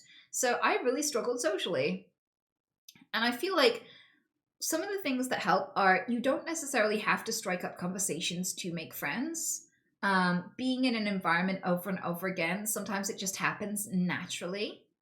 But social anxiety is typically a form of self-obsession. So the reason why social anxiety sucks the way it does is because you have lived in first person perspective, and you forget that everyone else is seeing you from like third person perspective. And so like you think that other people are thinking about you the way that you're thinking about you. Okay, it's myopic, and I get it because I had social anxiety. I'm saying this not to insult you because I get it. I was there. So like I was obsessing over micro details about me that no one gave a fuck about. Oh, am I looking a bit shiny? Does my makeup look okay? Do I sound stupid? Was that a stupid thing to say? I would overthink these tiny little details when nobody was policing me this bad. Nobody gave a shit. They were not laying awake at night cringing over the things I said in the conversation earlier. Only I was. And so like, as you spend time with people, you will slowly, usually, realize that if someone's a bit sweaty, or they have a little bit of BO, or they say something dumb, you're still going to care about them. And it's not going to make you hate them. And that as you do that and you forgive others for the mistakes or the little foibles that you're beating yourself up about constantly, you'll realize that they don't really matter to people. That it's not a deal breaker, that it doesn't make you an idiot, that it doesn't make you unworthy of being there, that you're not the outsider you think you are. You have more in common with these people than not. You are not any less welcome than everyone else. Also, I find that if you talk to new people, just imagine they've been your friend for years. I remember I made a friend instantly one day at a restaurant because there was a talk going on. We all came to this restaurant to hear this talk. And there wasn't very many seats available. So this guy had to come up to us at the table. And it was full of people. We all knew each other. And he didn't know any of us. And he said, "Hey, is this chair taken?" And he looked, and I went, no, go ahead and have it. And he went to pick it up. And I was like, "I don't think there's really many spaces around, but you're welcome to just leave it there and sit with us if you like." And he was like, "Oh, okay, thank you." And I was like, "No problem. I'm Anita, by the way." And like, I just introduced myself, and I just was very relaxed about him. I was just like, wherever he is, he's our friend now. He's sitting with us. Like, I didn't say that out loud, but mentally my attitude was like, I wouldn't want to be just like lost and alone, and to turn up to a table and for people to be like, "Yeah, take it, go away, what the fuck," and be rude. So I just, in my head, just mentally was like, he's our friend. And I just talked to him like he's already our friend. Like I'd already accepted him. And I feel like that is the best demeanor to have with everybody, right? To just presume that people will be friendly and not rude. Because most people are friendly and not rude, right? So like, I'll jump in a taxi and I will talk to the drivers if they're my friend. "Hey, how's it going? You had a good day?" "Oh, really? Do you have cats, by the way? A ginger one?" "Yeah, I saw the fur on the back of your chair. Really cute color. How old is he?" "Oh, that's lovely. I love cats. I learned this really cool thing about them yesterday. You want to hear it?" Like, I just imagine everyone is my friend, and it just makes it really easy and very, very relaxing to talk to them. I'm not terrified of them rejecting me, because the worst they could do is just not really respond, and then yeah, okay. And then you just look at your phone or do something else. Like, you're not going to die of rejection. And very few people ever reject you, really. So, like, my top tip for staying relaxed around people, imagine you've known them for years.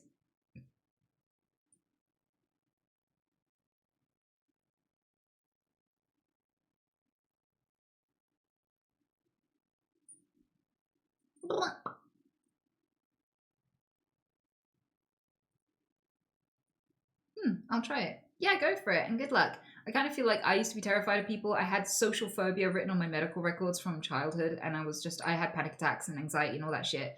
And I'm fine now, and I just love talking to people. So, it doesn't always have to be this way. And, progress can be made even if you're not meaning to. Like, sometimes it can just happen to you naturally with time. Just put yourself out there, even if it's uncomfortable at first. Samadontist. Hello, Anita. They say that the best time to plant a tree is 20 years ago. The second best time is now. I struggle with starting to be the person I want to be. It's like I'm addicted to bad habits and being unproductive. I feel that this pressure is to be a better person for my mom and my dad and care for them, but I'm stuck in a rut for such a long time now that I forgot how to be productive. Well, I struggle with productivity because I have ADHD, and I really struggled with things. Like, I was moving things around and putting things away, and I left a bunch of stuff everywhere because I just got distracted. And every task was half done today. And I feel like sometimes I am less productive than I want to be, and I feel guilt when I'm not being productive. And here are the things that make me feel productive. Here are the things that make me more productive. And here are the things that make me at peace with being a sack of shit. So the first thing is like, you don't owe productivity to the world. You don't have to constantly be owing all of your time and energy to some higher purpose than you. You are allowed to be your higher purpose, okay? We live in a world where we have internalized capitalism, where we think that when we're not being productive, we're worthless because we have to produce to be worthy. The idea that there's a good, hardworking man is bullshit because hardworking men can still murder people and do shit that is awful. The fact that people work hard does not make them moral or kind or better. It just makes them hardworking, okay? It is not like it is a skill, but it is not some beautiful moral attribute. You are not immoral when you are not generating worth for the economy or generating worth to prove socially to others. You are worthy because you exist, and the odds of you existing are infinitesimally small. The odds of you specifically being born, the odds of you specifically having your traits and seeing the world the way you do, it's a completely unique experience. And it's awesome that it exists, whether you do something for others or yourself. So long as you're not hurting anybody, you're amazing. You are the world productivity. So if you're going to choose to be productive towards anything, do it because you want to. Not out of guilt or a sense of owing. Do it because you want to. And some of the things that you want to do are going to be hard to motivate yourself to do. Especially if you have like dopamine regulating disorders like me. I have ADHD. It's really hard to get going and do anything. So I alternate techniques depending on what I'm feeling like. I have like 10 or 20 techniques for being productive at any given day, and I just pick one that I think might work for me today, the one I feel like using. Some days it's the Pomodoro. So Pomodoro is a website. You type in Pomodoro, you can use it right now. Give it a try. It's completely free. It's a website, and you just you click a button and it will have a timer for 20 minutes or half an hour or 40 minutes. I can't remember how long it is. I think it's 20 minutes. So you click the button, 20-minute timer, you go do the thing that you want to do. And then when the timer goes off, you take a break. And the game is that you try to get the task done in as few Pomodoros as possible. And you get to do the thing you'd rather do in small doses in between. So you still get to play computer games, but you get shit done. You still get to feel productive, but get to be a sack of shit. You get to be lazy. You get to be the couch potato. You get to eat the ice cream. You get to go for a walk or just bum around and do nothing or scroll on your phone. But there's a timer to remind you to get back to work. And then it's such a small chunk of time that it makes a difference. But it's not an unbearable amount of time. You're not committing to an overwhelming 4-hour studying stint. You're committing to 20 minutes. When I put the Pomodoro on to do the housework, 20 minutes gets more done than you'd expect. 20 minutes can be like the dishes, cleaning the sides, having a quick sweep, putting some things away. But you can transform a kitchen in 20 minutes. You know? And then I get to play a little bit more of my game. Like, I quite often alternate between playing Frostpunk because it's easy to pause. Where sometimes I would play Frostpunk and I would get immersed for like hours. And I'd be like, fuck, I've missed a day. But if I do it Pomodoro, then I get to indulge it and enjoy it. But then I pause it to do a quick 20 minutes of something important and then come back to it. And I get so much done. So much done. Other days, I'm like, I'm going to challenge myself to make a rainbow. And I have every color in the rainbow as a pen. And every time I do a task, I write it in that color. So it just makes it really satisfying to have done 7 important things in the day. And I'm allowed to feel productive. Even though if there are more things to do tomorrow, I will pace myself and say, I don't have to do everything that needs doing all in one day. I can prioritize, and I'll do the 7 I care about, and I'll make a rainbow today. You know, that's all I need is just some colored pens to get a fuck ton of shit done. And then I feel like I can have the rest of my day to myself because I did the thing. I'm satisfied. There are loads of different ways to manage your time. Find one that works for you or find a handful that work for you. But there are practical ways to make yourself more productive. But you also need to be at peace with the fact that enjoying yourself and doing things for you is not unproductive. You are producing joy, and joy is the rarest thing in the universe. So it's important to experience that. You only get one life. Don't deny yourself joy because you think you owe your time to someone else, because you don't.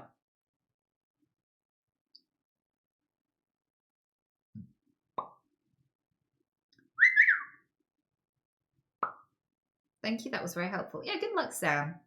Good luck.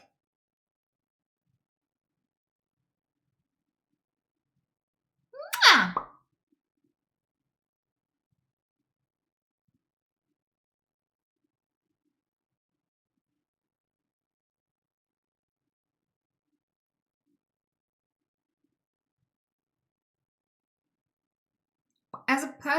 as I am planning draw runners for my kitchen renovation at 5 to midnight, that was not the question I asked, but it may have been the answer I needed to hear.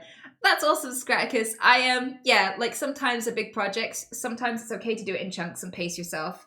Like if you're compassionate, if you're going through a hard thing and you're like, wow, I'm going to have a tough time of it this week and this is a lot of work, then pace yourself. Decide how much you can allocate to each day so you can minimize it and not run yourself ragged trying to get it done until it's done. Because then you get sleep, then you get social time, then you get to take care of yourself and enjoy your life. And that's so important to make time to do that when things are hard, especially. So if you are going through a breakup or you lost your job or something and you're miserable, then maybe write out all the tasks you need to get done and space them out throughout the week so you can just do 3 things a day and still be productive so that you can relax during the time you need it most and things like this. Take care of yourself. Be your best friend.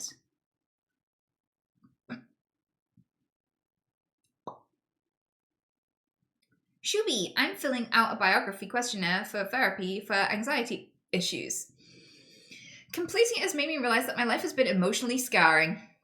I wish I could cry, but I feel absent and distance myself. Any advice? You don't have to cry if you don't want to. It's one way to show sadness, but you don't owe it to anyone. You don't owe anyone tears. So if you don't feel like crying, don't make yourself. If you need to cry, your body will cry. If you don't need to cry right now, don't feel bad about that not being your automated response. But I kind of feel like you are filling out a question for therapy. Tell the therapist that you are feeling absent and distant. Like, tell them that that's your reaction and they'll help guide you. If you're confused about this feeling, you're literally going to the best possible place to get clarity on it. You know? There's no need to ask me. You're already in the right place. Just add that. Give them the questionnaire and say, by the way, when I was filling this out, I had a lot of realizations. And also, I'm feeling this way. What does that mean? I don't understand how to contextualize this. And you're in the place for guidance. Absolutely. You don't need me.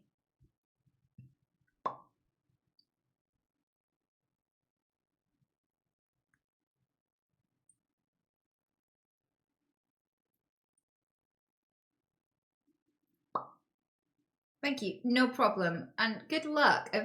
You've made a really great step as an adult to go to therapy. And yeah, I hope it all works out. Just remember, if it's not working after a few months, you can always try a new therapist. Just because you find one therapist and it's not working doesn't mean therapy doesn't work. It just means their type of therapy doesn't work. It's like if you try blue cheese and you don't like it, it doesn't mean you hate all cheese. Okay? But hopefully you found the right one and it goes really well for you.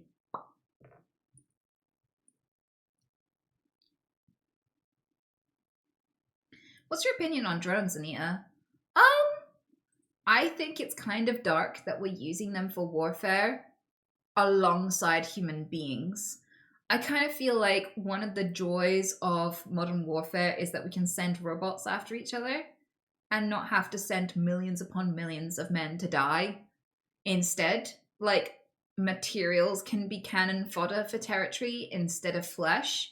And I kind of had hoped that that would happen. As a kid, I was like, it's so stupid. We should totally automate warfare. Of all the things that people should not be doing as a job, warfare should absolutely be one of them. Holy shit. Like, if your leader disagrees with another leader, your entire life should not be on the line. Those men should not be selling their bodies for fucking politicians' oil. Right?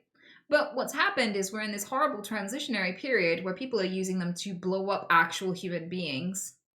People are using robots against living soldiers, and that's kind of devastating. Yeah, so I just kind of feel like I hope that we automate more jobs that people shouldn't have to sell their lives for.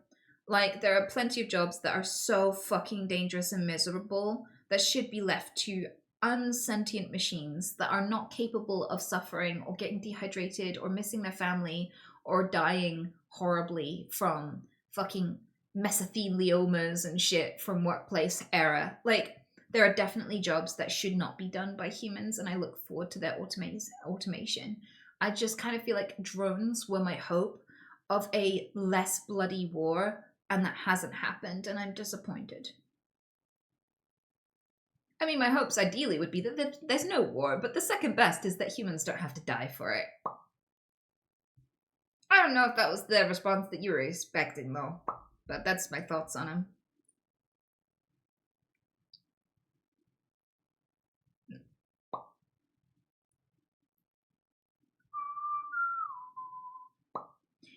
Ichigo Kurosaki, thank you so much for the question. I have this group of friends who have played an elaborate and honestly kind of messed up prank on my friend over the course of a year. My friend will sort of still want to be friends with them, and the feeling seems to be mutual, but I'm having difficulty being around and talking to them, much less forgiving them. They seem to think me not forgiving them yet is their issue and not their problem. What should they do? Okay, so you don't forgive them for a prank they played on someone who's already forgiven them. Is that right, Ichigo? My understanding is your friends played a prank on someone and all's forgiven, they're all cool with each other, but you're not. You're like, holy fuck, that's horrifying. I don't know if I trust you guys anymore. What the fuck? Am I right? Because I don't want to go on some massive fuck epilogue, some massive diatribe, some fucking, I don't know what the word is, the long words. I don't want to give you a 1,000,000-word essay on a prank, on a thing I don't understand. Because it sounds to me, my friend and I have yet to forgive them and are having difficulty doing so. We trying, but it's difficult. Oh, okay, so the person who got pranked is not okay with it either. Then fuck him! If somebody betrays your trust just to laugh at your discomfort, because let's face it, that's what mean pranks are. When a prank is awful, it's when somebody does something genuinely malicious and laughs at your discomfort.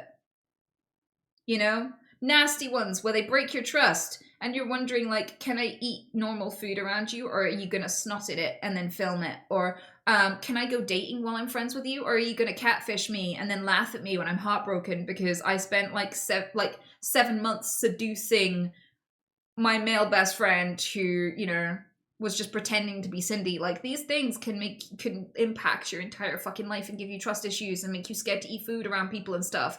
Like, people being malicious to laugh at your discomfort is not a joke. It is bullying. And sometimes people try to call bullying a prank to make it feel like you are obligated to forgive them. You are not. You deserve to be respected and considered. Respect is when you consider how you make someone feel before you act. And if they didn't respect you, if they didn't think how this was going to impact you before they had their fun, and now that you've said it's impacted you, they don't give a shit, they're not your friends. You do not have to let it go. I don't even know what they did, and I already know they're in the wrong. You do not have to let it go. Good friends and good family and good partners, if you say, hey, that really hurt me, they're concerned, they're worried, they're upset, they want to change. People who hurt you intentionally will gaslight you and tell you that it's not reasonable to be mad at them. So if you are having a trouble forgiving them, don't. Find people you can trust. Find people who care how they make you feel. There is no obligation to fix this.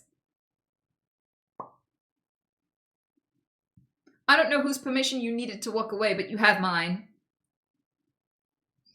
The end Corona. I'm autistic who've been comfortable around people because I was working at retail. Realizing that I like interacting with people, I met cool people along the way and wanting to connect with them more. I reach out to people that I form a connection with, but they either don't respond or they're busy. I don't want to rush things, and realizing that they might be busy or they have other plans. Any advice for lonely people who is trying their best to make friends? It's really hard for anyone to make friends. I don't think that, I think even if you weren't autistic, you'd still have trouble making friends. You just have different reasons to have trouble making friends. It's hard for all of us. Press 1 if you're an adult who has found it difficult to make friends. Has gone through a period where you're like, fuck, how do I even form connections with people right now? Because, for so many of us, we make friends at work or we make friends at college. And then after that, it's really, really rare and lucky to make friends with people outside of those two places. Study and work are where we meet the most people and have to spend most time around people. But like, I personally made a lot of connections through charity work and doing things that I was passionate about, going to clubs and stuff like that. Not clubs as in clubbing. I mean as in like I went and did martial arts for a while. I went climbing. You know, I did personal interests where people would be. And I formed connections because I kept turning up every day. If you're finding that you like making friends at work and you need to be in a situation, if you're a bit introverted, being somewhere over and over again is the easiest way with your interaction style to make friends, right?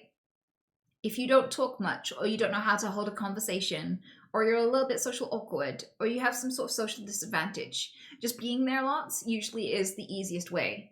Because people know they're going to see you there and they'll want to be good with everyone. They'll want to have a good relationship with everyone. So like, you're more likely to have them speak to you. You're more likely for them to interact with you over and over again until a bond forms. So I would say even if you're struggling to put yourself out there, or you're not getting people reciprocating when you ask to spend more time with them outside of work and stuff like that, then it might just be time to go and find people that you gel with in environments where there's people and things that you're passionate about. How do you make new friends past 30? So I find it easier now to make friends than ever before, but it's because I know how to make conversations with people I don't know, and when it's appropriate, and I have empathy. I feel like one of the big things when people are like talking to someone who doesn't want to talk to them, empathy is getting in the way. Like if you're sat at a bus stop and you're like, nice weather we're having, and someone goes, yeah, and looks back at their phone, that means they don't want to talk to you. But some people, some fuckers will carry on talking to you even though you've shown no interest whatsoever in answering. Like, learning how small talk works, learning how social cues work can help you exponentially. And if you struggle with that, like with autism and things, there are tips and tricks from people who are autistic and also therapists who specialize in autism to teach you how to navigate social life in a way that makes sense to you. So you can understand these things just from an angle that makes more sense to you and the position that you're coming from. So there's a way to manage it, I promise. But those would be my top tips.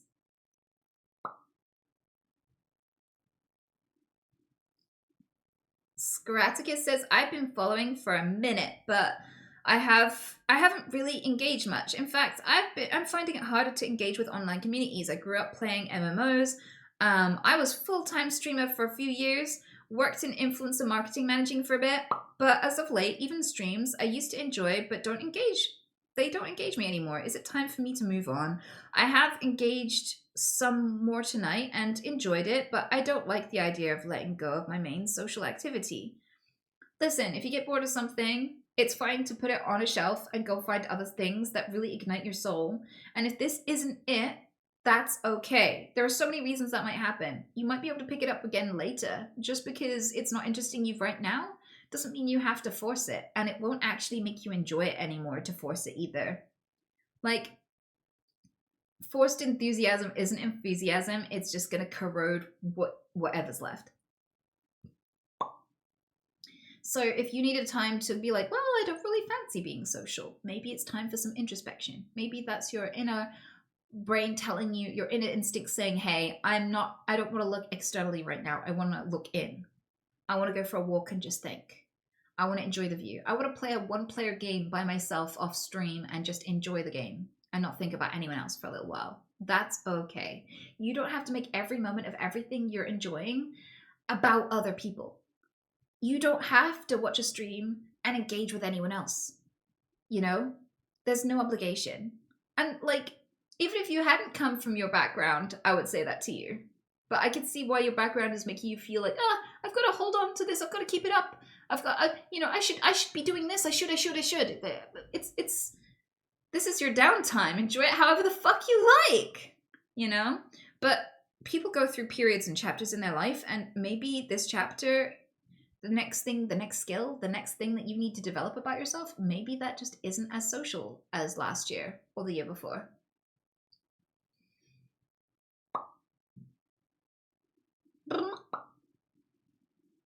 I hope that helps. What's your thoughts on stay-at-home dads? Are we less of a man? No.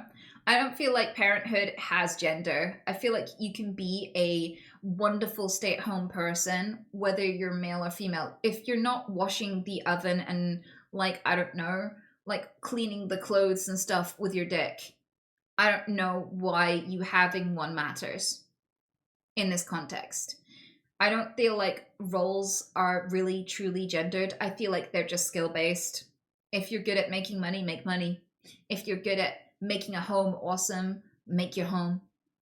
Like, I don't know. I'm bi, so if I had a partner, male or female, I wouldn't assign their role in our relationship according to their gender. I wouldn't give a shit. Like, I'd prefer to be the breadwinner whether I had a girlfriend or a boyfriend.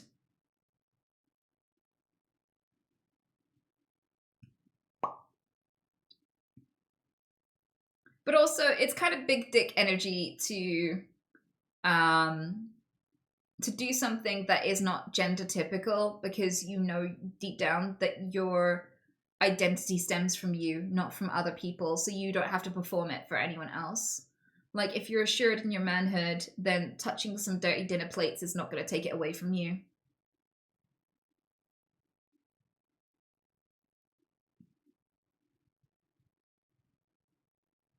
Not many women prefer a stay-at-home dad. I don't know. Have you asked women? Because I met so many women who are like, I'm so sad that I'm straight because what I really need is a wife. Have you ever heard that? Because I have. There are people out there who are like, I just want somebody to come home to who will get shit done so I can focus on my career. And I can't have that. And it makes me sad. Like, I've heard women say that. I've heard straight women say that as well. So I feel like if that's what you want to be, there is demand. I mean, there doesn't have to be high demand anyway. All there needs to be is one person, really. Like, if you have a really niche specific fetish, like you want someone to ride a unicycle dressed as the Grinch and juggle dildos, and that's really what gets you turned on, there's at least one human being on this planet who would happily do that for the one they love. At least one. You know?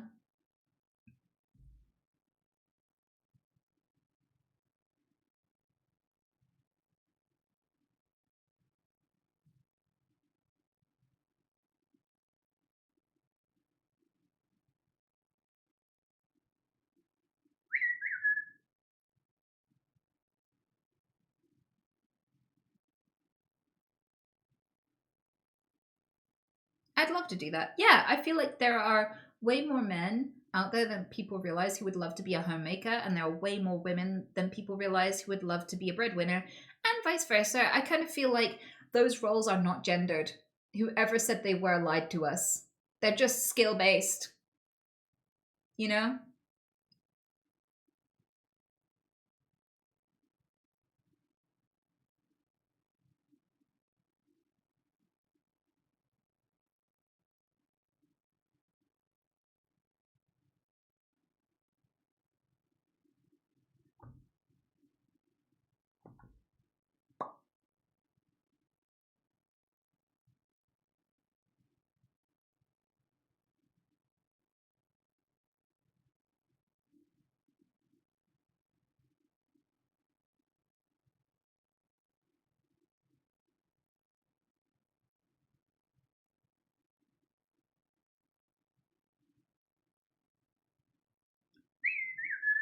Ah.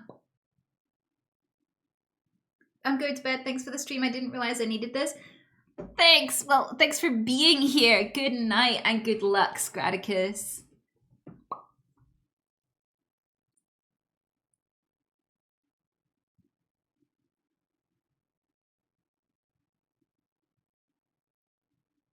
Talking from South America and our traditions and culture, trust me, not many women would like that. Talking in experience and in that culture. Well, I can't speak for other cultures, but I know that a lot of people say that culturally, the UK, a lot of men I know say to me, women don't want a non-traditional man. They want a breadwinner. They want a bulldog. They want a defender. They want a man who can beat up their enemies and defend the household and all that sort of shit. And then I ask other women and I'm like, do you want a hyper macho guy who spends all day at work? And they're like, not really. So I kind of feel like sometimes people develop an idea of what the other gender wants, but they never really check in. Like, there are a lot of women who think that every man desperately needs you to look like a porn star or they won't find you attractive because they're jerking it to, like, blonde women who are super skinny with giant fake tits, you know, and, like, they're like, well, I'm not that, so no man's ever gonna want me. Meanwhile, like, most men are dating someone and are in happy relationships with someone who isn't a porn star. There are very few actual porn stars out there in the world. There are a tiny percentage of people. Yet, women are still getting laid and women are still having fulfilling relationships. So I feel like from the outside, sometimes it can be really easy to distort in your head what it takes to be in a relationship. Because in my experience, 99% of men are not macho at all. Like, whenever I've seen someone get sexually assaulted or, like, attacked on a train or something like that, it's usually women who step up, not men. Like, in most of my experiences with men in my day-to-day life, like, they're nowhere near, like, some white knight guy with lots of money who steps in. Yet they still have partners, yet they still have lives, yet they're still valid people, you know? The stereotypes of what a man should be usually aren't what give women a boner, thankfully. Thankfully.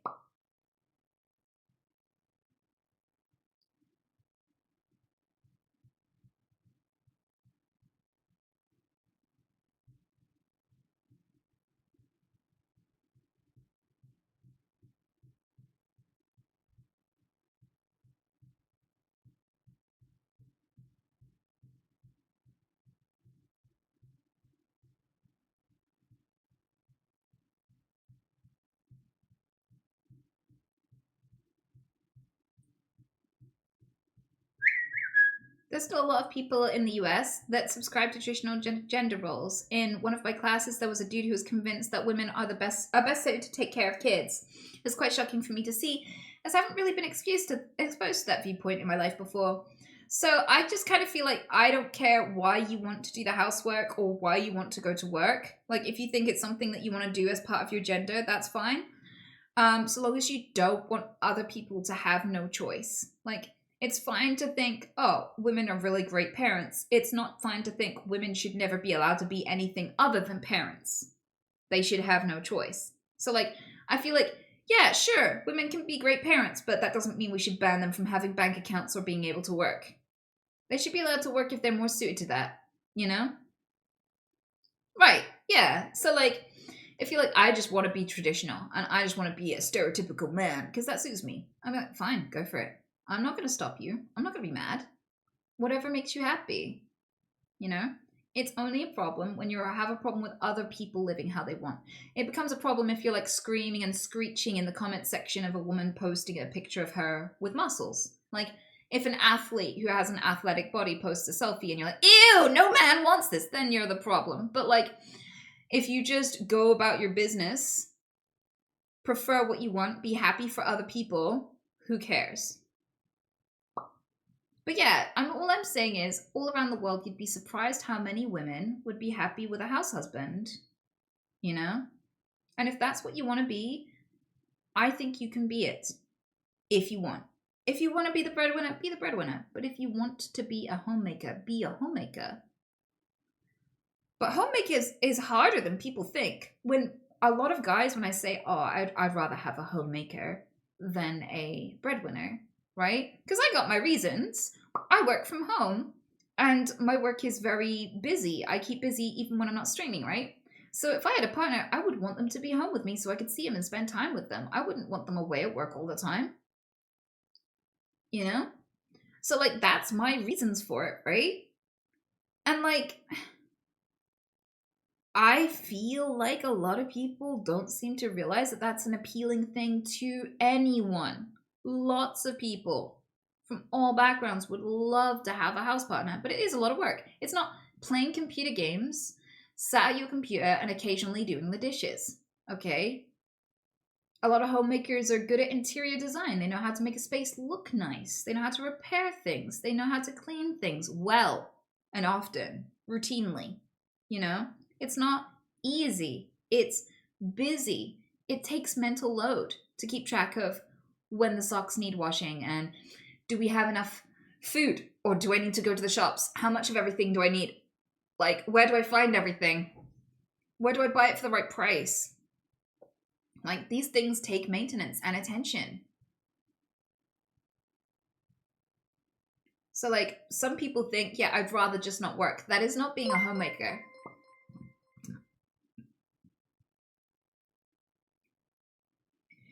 Like, some men would love to be taken care of, but I see videos of, like, wives tipping glitter, little tiny piles of glitter around in hidden spots in their bathroom. They'll say things like, he said, don't worry about it, love. I'll do the bathroom today. So they go away to work. They come home. They ask, did you clean the bathroom? And they're like, yeah, I did.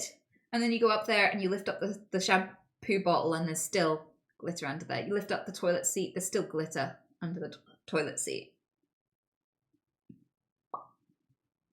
So, yeah, it is work. It's not just sitting around doing nothing. But if you know that and you want that to be your life, then you should be allowed to do that, no matter what genitals you have.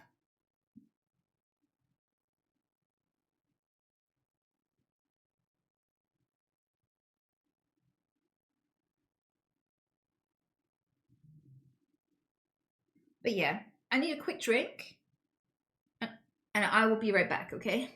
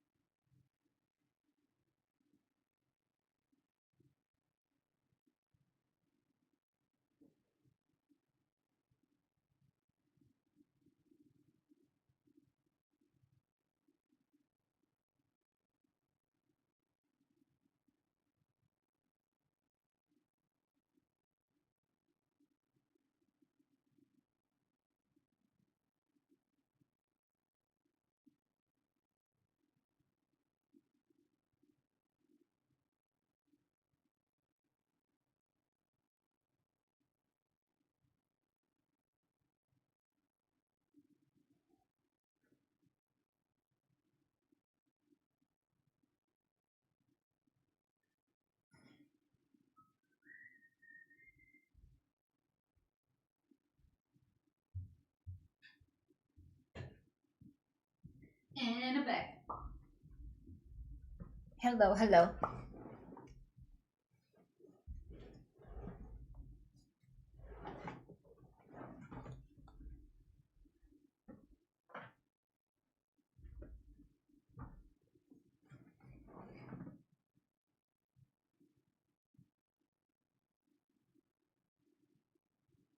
I would say a high percentage want to stick to traditional roles, both male and female.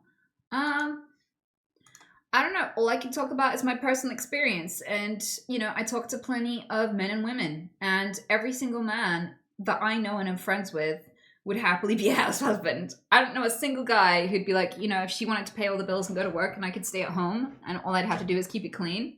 Yeah, press 1 if you're a man and you would happily be a house husband. I'm not saying like you would only be a house husband. Like if you like working too, that's fine. If you are happy to work and be the breadwinner, but would also be happy to stay at home, that counts. You don't have to be like solely breadwinner, like solely homemaker only. But there you go. There is a fuck ton of men right here, right now, who would happily stay at home and keep house instead of work, if that's what their partner wanted. So I don't know. I feel like there are plenty of people out there, loads more than people know. I don't know what percentage it is, and I'm sure it varies depending on where you live in the world, but there are so many men from all around the world right now who would happily be homemakers and probably be really good at it too. Hello, Anita. I'm 22 now, and I lost 6 years laying in bed and doing absolutely nothing and having no friends due to depression. How do I cope with this? I think about all that lost time and I want to move forward. Okay, lesbian, I am definitely the right person to ask. Bitch, because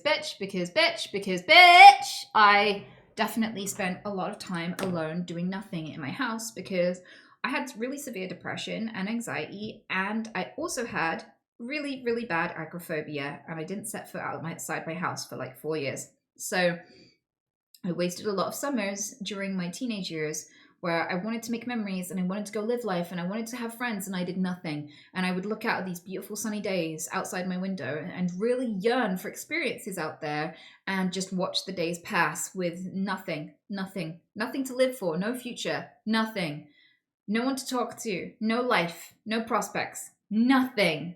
Over and over every day, nothing. Desperately imagining what it'd be like to get out there and have somewhere to go and have friends to see and have like something to build towards, anything. But every day was the same inside my house, and it was a total trap, and I felt like I wasted years of my life. And when you're a teenager or in your early 20s, that seems really fucking huge as well, because like when your life has been so short so far, that seems like a big amount of time.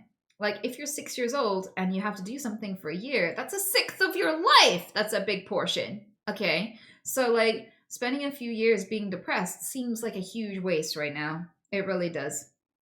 But in the grand scheme of things, you could potentially live to 90, maybe even more than that, you know?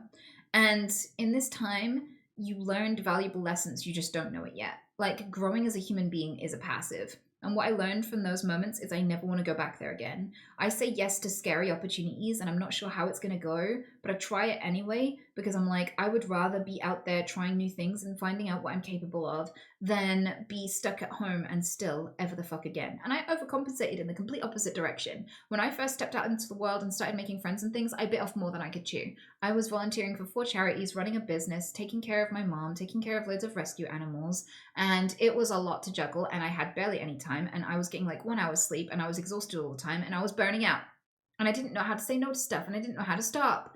And it was because I was saying yes to everything because I was so hungry for life.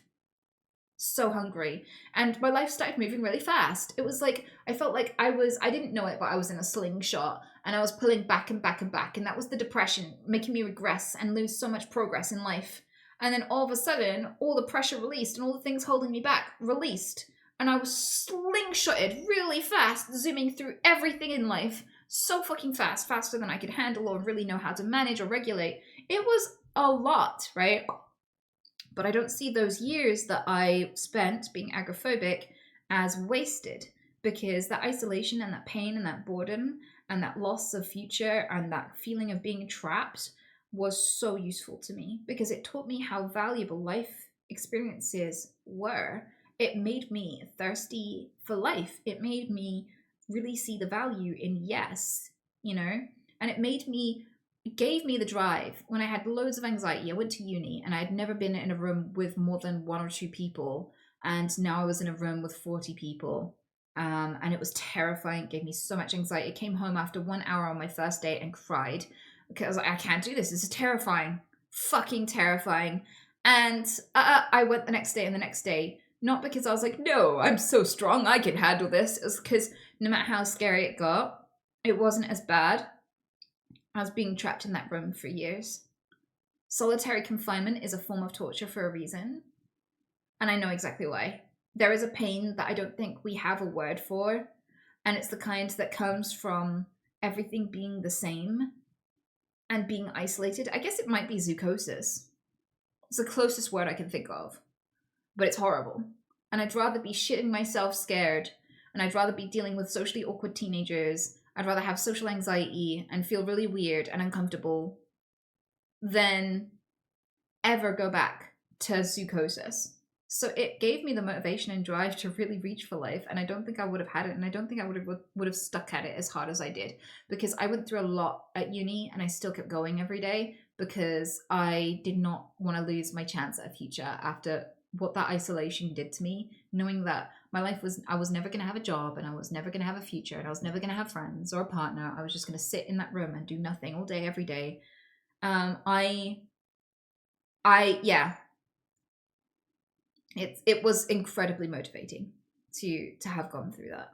So you don't have to waste that experience. It was an experience that you got through. You went through hard shit and you got out the other side.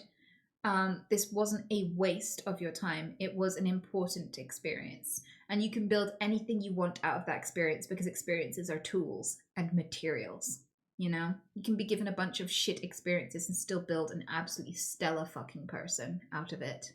You know, some people build art out of their experiences too. Some people paint it or make music about it. Like the lead singer of the Eels, Mr. E, he wrote songs that are pop songs that have made him millions and are so popular, and people have danced and loved his music. But if you listen to the lyrics, it's all about heartbreak and his family dying and addiction and watching his world fall apart over and over again. And he crafted his miserable interactions and his miserable experiences into beauty, and the world, millions of people have had their lives changed by what he created. So sometimes you can make charities out of your experiences. We've had the creator of Rise Above the Disorder, a charity that helps people with mental health stuff. He started this because he was depressed and he felt suicidal, and he was going to help someone to not kill themselves. As his way of like paying off the fact that he was taking his own life, he'd preserve someone else's. That was his way of making peace with it. And he helped someone and it felt really good. So he helped another and another and another, and he grew it into a charity and a whole operation, and he saved so many fucking people with the agony that he was feeling. You did not waste those years. You got experiences. It's only a waste if you don't craft something beautiful with it.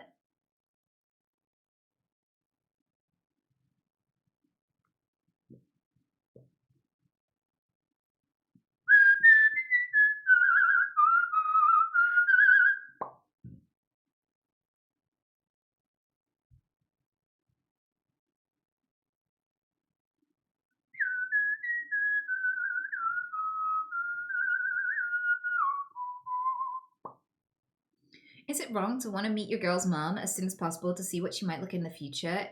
And if you don't like it, dip? Yeah, it is kind of wrong because, Jenso, one of the things you can't guarantee about a long-term relationship long into the future. If you want a future with someone, you have to be able to be in love with them no matter what they look like. Because people's looks change, and people's moms are not a guarantee on how they'll age. People might take after their dad, you know? And, you know, some people get cucked and don't know. So, you know, some people don't even realize that they don't know who their dad is. You know, mama's baby, father's maybe. So with that, I don't feel like it's a 100% foolproof indicator. Also, your mom might take better care of herself than you and all that stuff. So it's not a guarantee. It's not a thing to base a relationship on.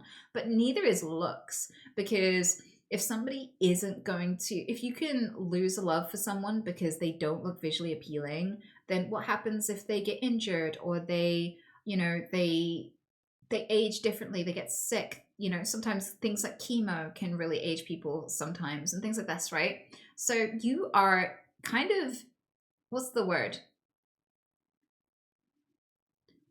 You are insufficient as a partner. You are, what's the word for when you don't have enough? No, not unique. When you don't have enough. No, not fickle. When you don't have enough. Not superficial. That's all about his looks. I mean that thing where you are just like not enough. It's on the lines of lacking. Inadequate. You're an inadequate partner if your love is conditional on the basis of looks, because looks change. You cannot provide a secure relationship because the way that people look is not secure.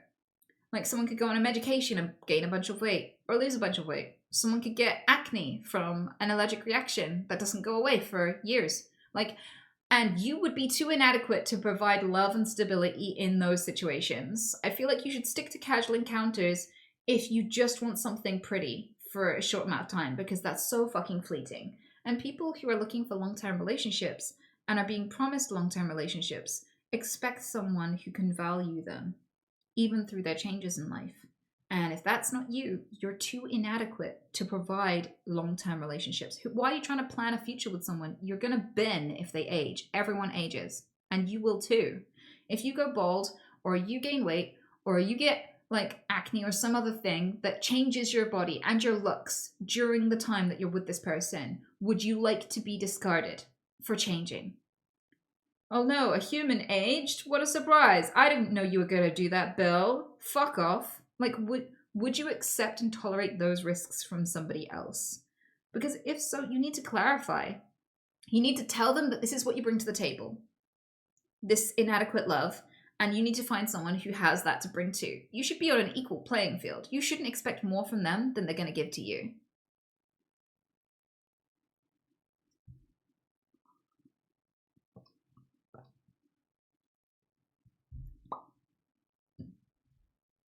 Yes, but is it possible to still love them but lose sexual interest? Absolutely. And sometimes people rekindle it over time and you just have dry spells in your relationship.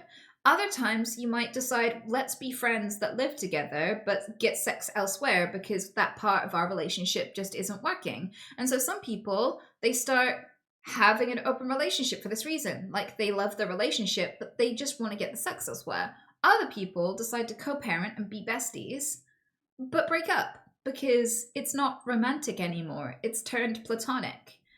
Some people are just happy to have a sexless relationship and they're fine with that and don't really see a need to change it. Hey, Archangel, thank you so much. So like what you do in that situation is up to you. Some people see a sex therapist and try to rekindle their love and their sexual habits.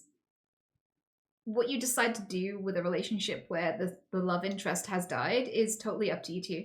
But a really common thread is just remember, if you're in a long-term relationship and you decide to open it and you're a male, just know that women are in higher demand than men are. So just because you don't find your partner attractive anymore doesn't mean that lots of other people aren't going to find her attractive. Because what I'm seeing a lot of online is that people who open their relationships, it's quite often initiated by a man who already has a girl in mind, usually at work. The really common scenario I see over and over again on Reddit, seeking advice, either the man or the woman, is like the man wants to open the relationship because he finds a coworker hot. So he goes home and he asks, and at first the wife is reluctant and heartbroken, but she concedes because she doesn't want to lose him. And then he gets with the coworker. It lasts a few weeks. It doesn't really go anywhere because he's staying with his wife, right? And she gets endless propositions, endless dates, is going out every weekend, fucking loving it. And he's like, ooh, I'm not getting any dates. Dating is harder for men. Tinder is harder for men. Fuck, I'm not getting any swipes. And then it starts to bother them and make them feel really insecure and upset that like their wife is getting so much dick. And, you know, his last fling, he hasn't spoken to her in like weeks or months or years. And so he wants to close the relationship and she's like, no, I'm having fun and you wanted this. You opened it. And what, you want to close it now that it's not convenient? What the fuck? You just wanted to be able to cheat with the coworker and not call it cheating. And I see that carbon copy experience being repeated over and over and over again. So I would say, like, if you're going to open your relationship, be aware of, like, go on Reddit forums and read about it from people who are actually experiencing it and have made it work. And find out if it's for you before you jump into it, before you ruin your whole relationship over it. Because it might seem like a really convenient fix, but it's not the fix for everyone. There are totally happy people in open relationships that didn't start that way, that are really healthy and really awesome for those involved. It doesn't have to be a bad thing, but it can be a bad thing if it comes from a bad place.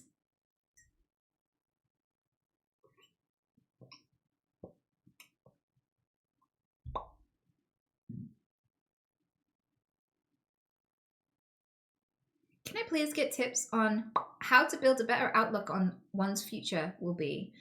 Like, how to be more positive about your future? It's not natural to me because I've had depression for most of my life. Thank you so much. Bunny Valkyrie, have you heard of the year 1666? I bet no one knows where this is going. So there was a fire, there was a plague, there was a drought, there was a winter. People starved. People started eating each other. The world seemed like it was fucking ending. It was horrific. You know, a huge percentage of the global population died during this time, the year 1666. People thought it was the end of days. And you know what they did with that? They're like, oh, the world's ending. There's no food. My house burnt down. My sister died of the plague. I have no parents. I have nothing. Oh, and everything's on fire again.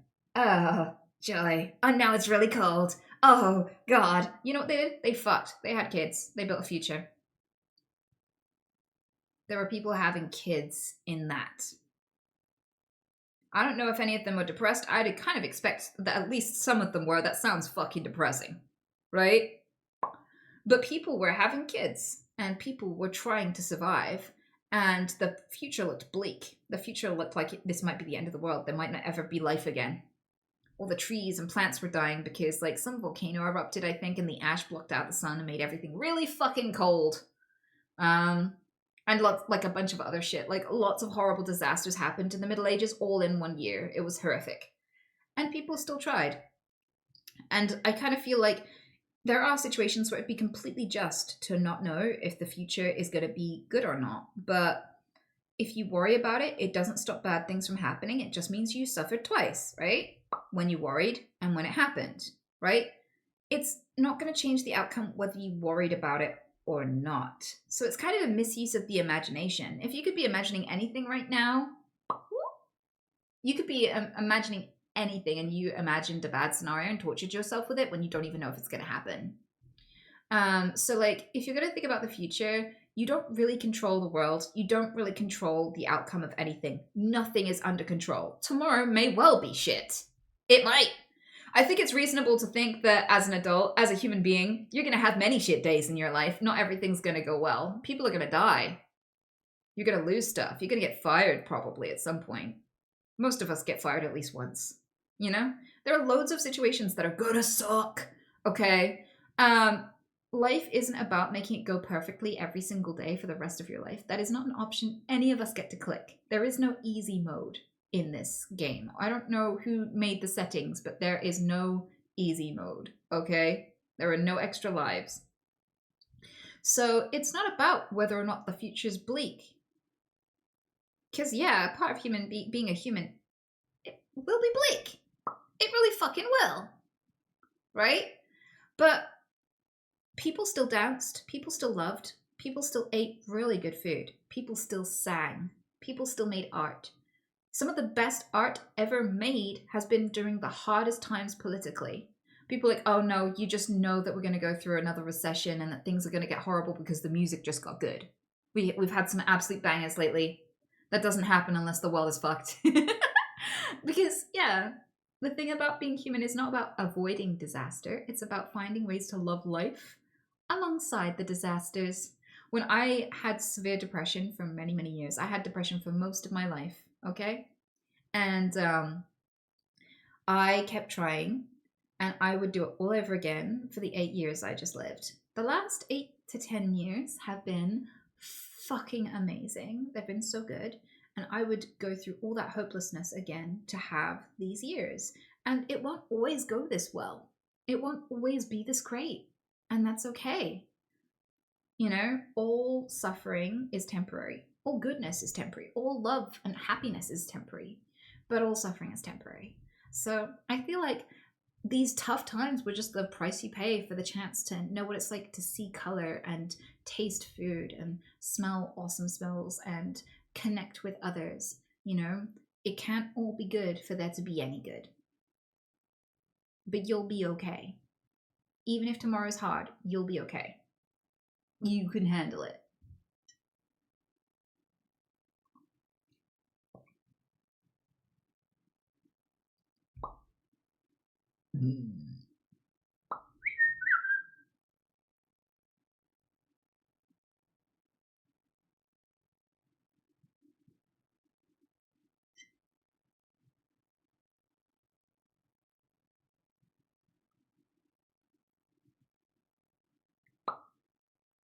I feel weirdly better.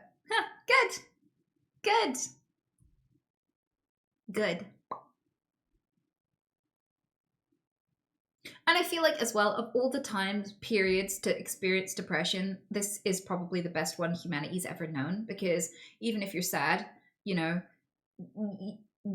it's easier to be depressed now than in the year 1002 or in like 40,000 years ago.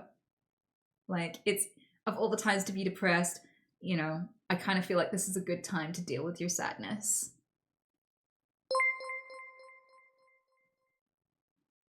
Because you have the internet and computer games. There's ways to comfort yourself. There's ways that it's easier now to have things like, I'm drinking a cup of coffee, and, you know, tea was like, even tea was a fucking luxury that only kings and queens had access to throughout most of history. So, you know, I would have had to be fucking rich queen to have music in my ears right now on demand, because I would have needed a bard. You know, even the rich that lived in castles had horrible, shitty lives. They scattered sawdust on the floor, not sawdust, like hay. They called it thresh.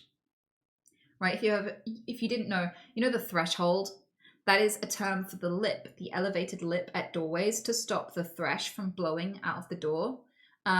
Because the thresh was just scattered straw, because people lived like barn animals in fucking castles. Like, all the shit and piss and mud and grubby stuff wasn't like cleaned as efficiently back then. So they just sprinkled straw everywhere to soak it all up, which is kind of fucking gross, and it stank. And they didn't have central heating, and it was freezing fucking cold. And these big giant stone refrigerators that you had to live in were horrible, right? So the best case scenario sounded fucking awful. There was even a time where a bunch of lords and ladies drowned to death in their own shit because the castle had wooden floors and one of them collapsed during a party and they all fell down into the cesspit below and drowned.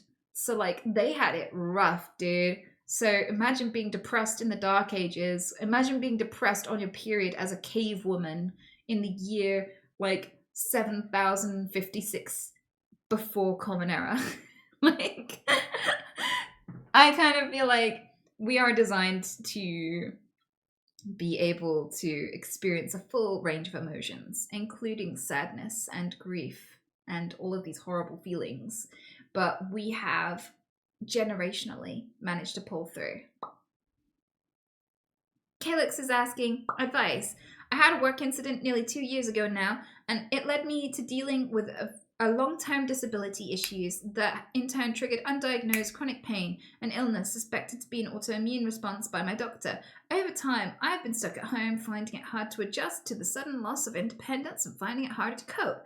Just recently, I've lost a group of friends that I used to call family due to this, and it hurts, but a part of me now feels like it's better that they stepped out. I tried to find a positive in my situation day to day, but it's been rough. Any advice for exercising better coping mechanisms? Been looking into therapy, but need insurance, is limited coverage. Okay, it sounds like you're in a really, really tough spot, and I get it.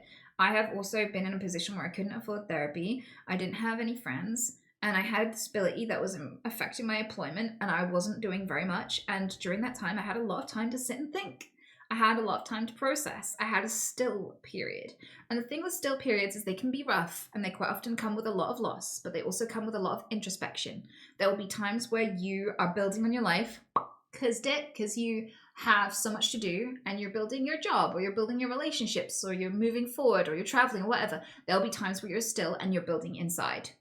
Still times are for building the insides. Fast times are for building your outside, your environment, right? So now you have some time to focus on yourself and build some connections that are genuine, because clearly people who drop you because you're going through some shit, they're not real friends. So you've just cleared space for genuine connections. So you can improve your situation that way too. Make friends that are real. And then the other thing is, when I had those still periods, I invented a job. That's what I did with my time. I did a lot of personal healing, and I started collecting sea glass to get out of the house because I wasn't at home. Like, I didn't like being stuck in my home even. I didn't like sitting, feeling trapped again. So I went out for walks. It took me to the beach. I collected sea glass to unwind while I figured out my next steps.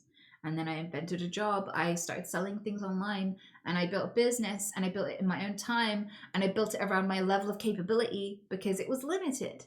And so, like, having some time alone to recenter your strengths you now have, if you have any kind of disability or anything that gets in the way of you contributing typically, like most people would, like maybe you can't get a normal job. In these circumstances, that is a skill tree issue. Usually, when you have points knocked off your skill tree, your brain and your body overcompensate in other areas. So now that you have all this time and all this focus on yourself. Take this as an opportunity because it's a period in your life where you work on you. I love that I got to work on me. It was very, very useful. Fast times are fun. Introspective times can be a bit still. They're like the winters of life, but they are worth it. And this is an experience. You can build whatever you want with your experiences, and you can definitely build an awesome person no matter what the shitty experience was. You can have good experiences and bad experiences. You can definitely build a really better future and a better you with this still time. It doesn't have to be all bad. Of course, there are bits of it that are bad, but it doesn't have to be all bad. That part is up to you. You can make anything into an opportunity, and the still period can be an opportunity that few, like lots of other people, are way too busy to ever have this. You know that, right? I'm not saying you're lucky to go through what you've gone through, but there are lots of people who have families, they have kids to run after, they've got to drive the kids to school and to like all these practice things, and they've got to come home, cook the dinner, take care of everything and work, and they don't have any time to think about themselves, and they don't have any time to think about who they are or work on the next steps or think about a week ahead, because their mind is filled with the day. So this can still be an opportunity, even if not everything about it is great. And I believe in you because I pulled through situations like this myself. So I know it can be done.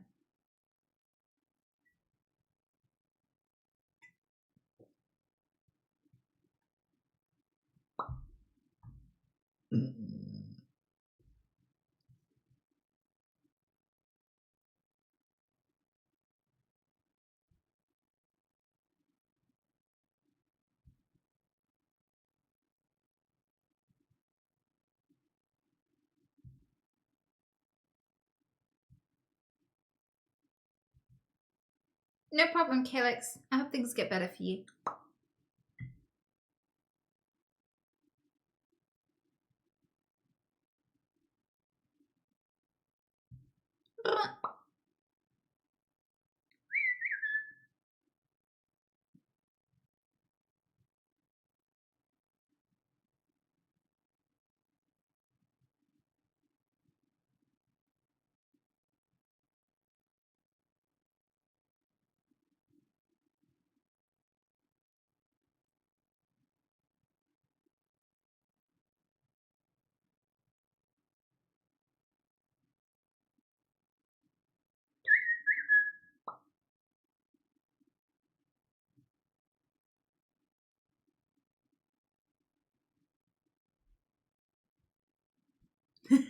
Someone doing the copy pasta? Oh my god.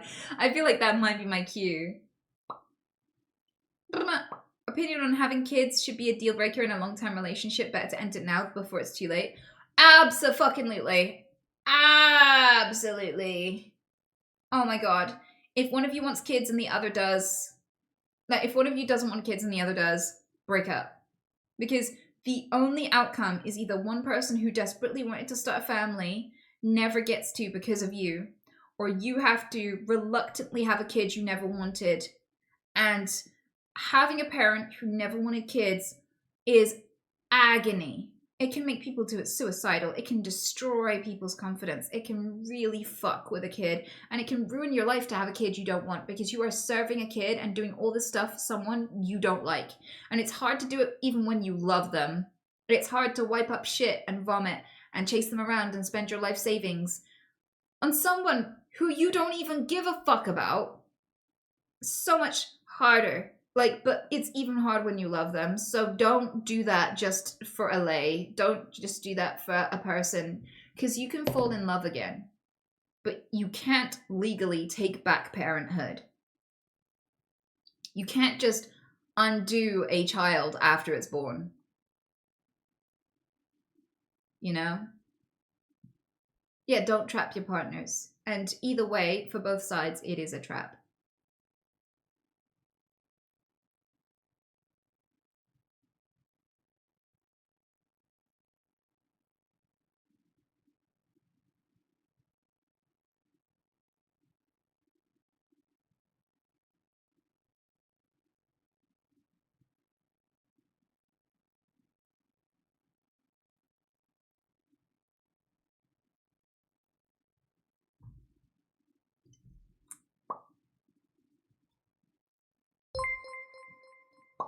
experience of the world. Thank you so much. I appreciate it.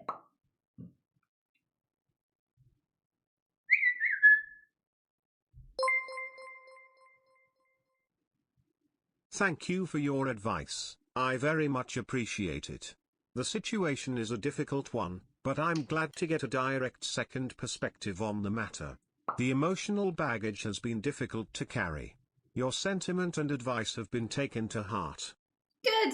Thank you so much for the generous tip, and whoop, good luck, Ichigo. I hope everything goes well for you. I really do.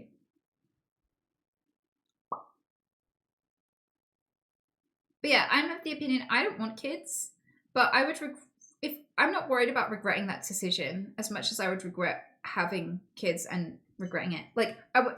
The short way to put this is I would rather regret not having kids than regret having kids. So if I wasn't sure, I would err on the side of caution. But yeah, that's just my perspective.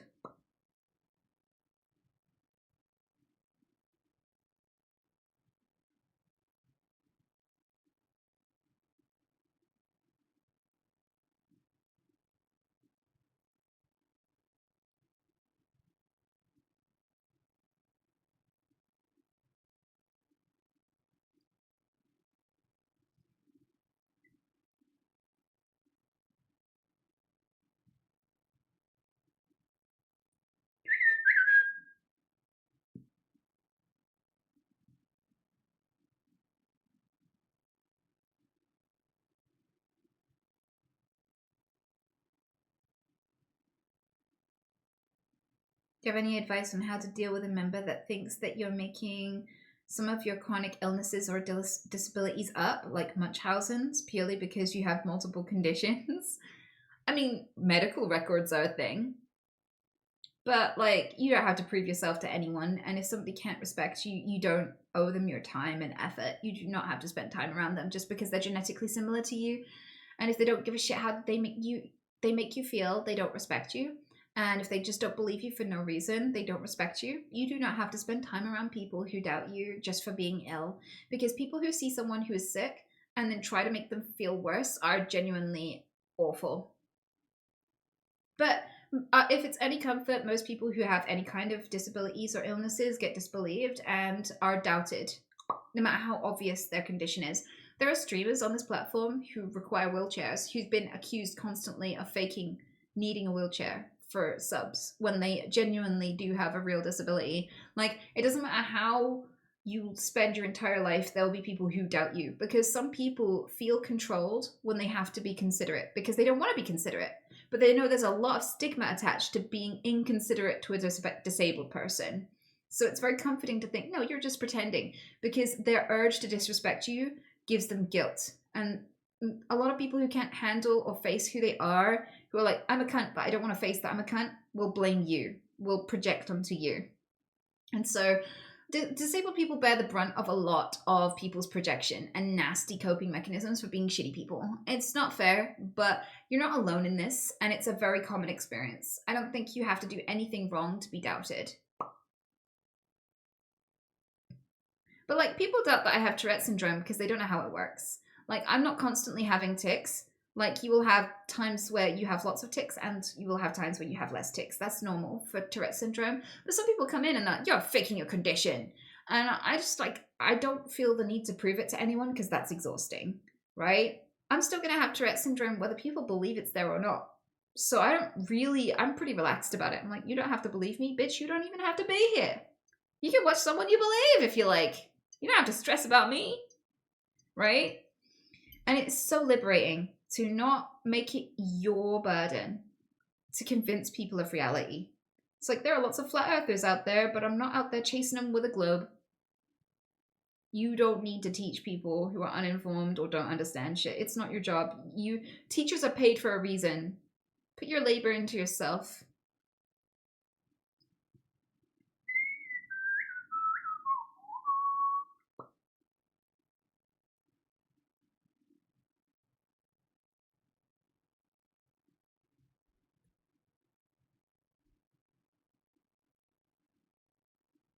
Huh.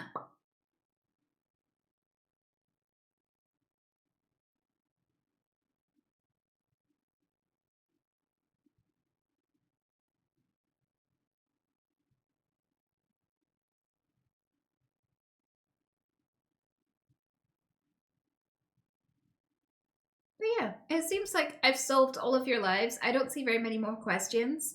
So I think I'm going to head out for the evening, and you should see me again on Wednesday. And until then, I hope you take really good care of yourselves. And yeah, catch you then. Oh, Taxi was here. Hello. Yeah, you have a good day too. Good to see you. But yeah, I will go now.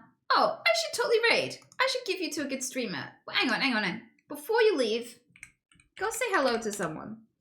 I'm sure there's someone nice streaming right now. I'm glad that Taxi hopped in, because I would have forgot that other streamers existed for a minute though. I just said goodbye, like an asshole. Let us go for... Who am I giving you to? I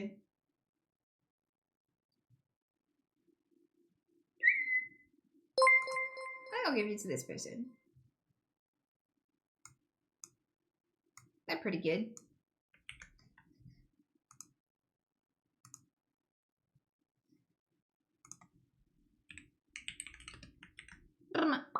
Love you. Thanks, Ichigo. I appreciate the gifty. Thanks for gifting, Taxi. You will have a good night.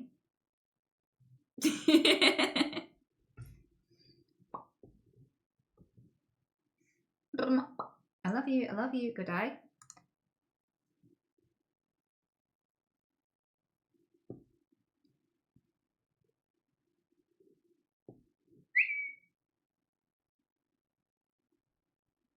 Yeah, good night. Yeah, you know what I might do? I might play you my outro song, because I rarely ever remember to do that too. You all have a great night. Goodbye. But stay in chat. You're getting carried over to someone. The raid is still happening. Just sit there sit there for a few seconds, okay? Even if you're hearing music. Goodbye.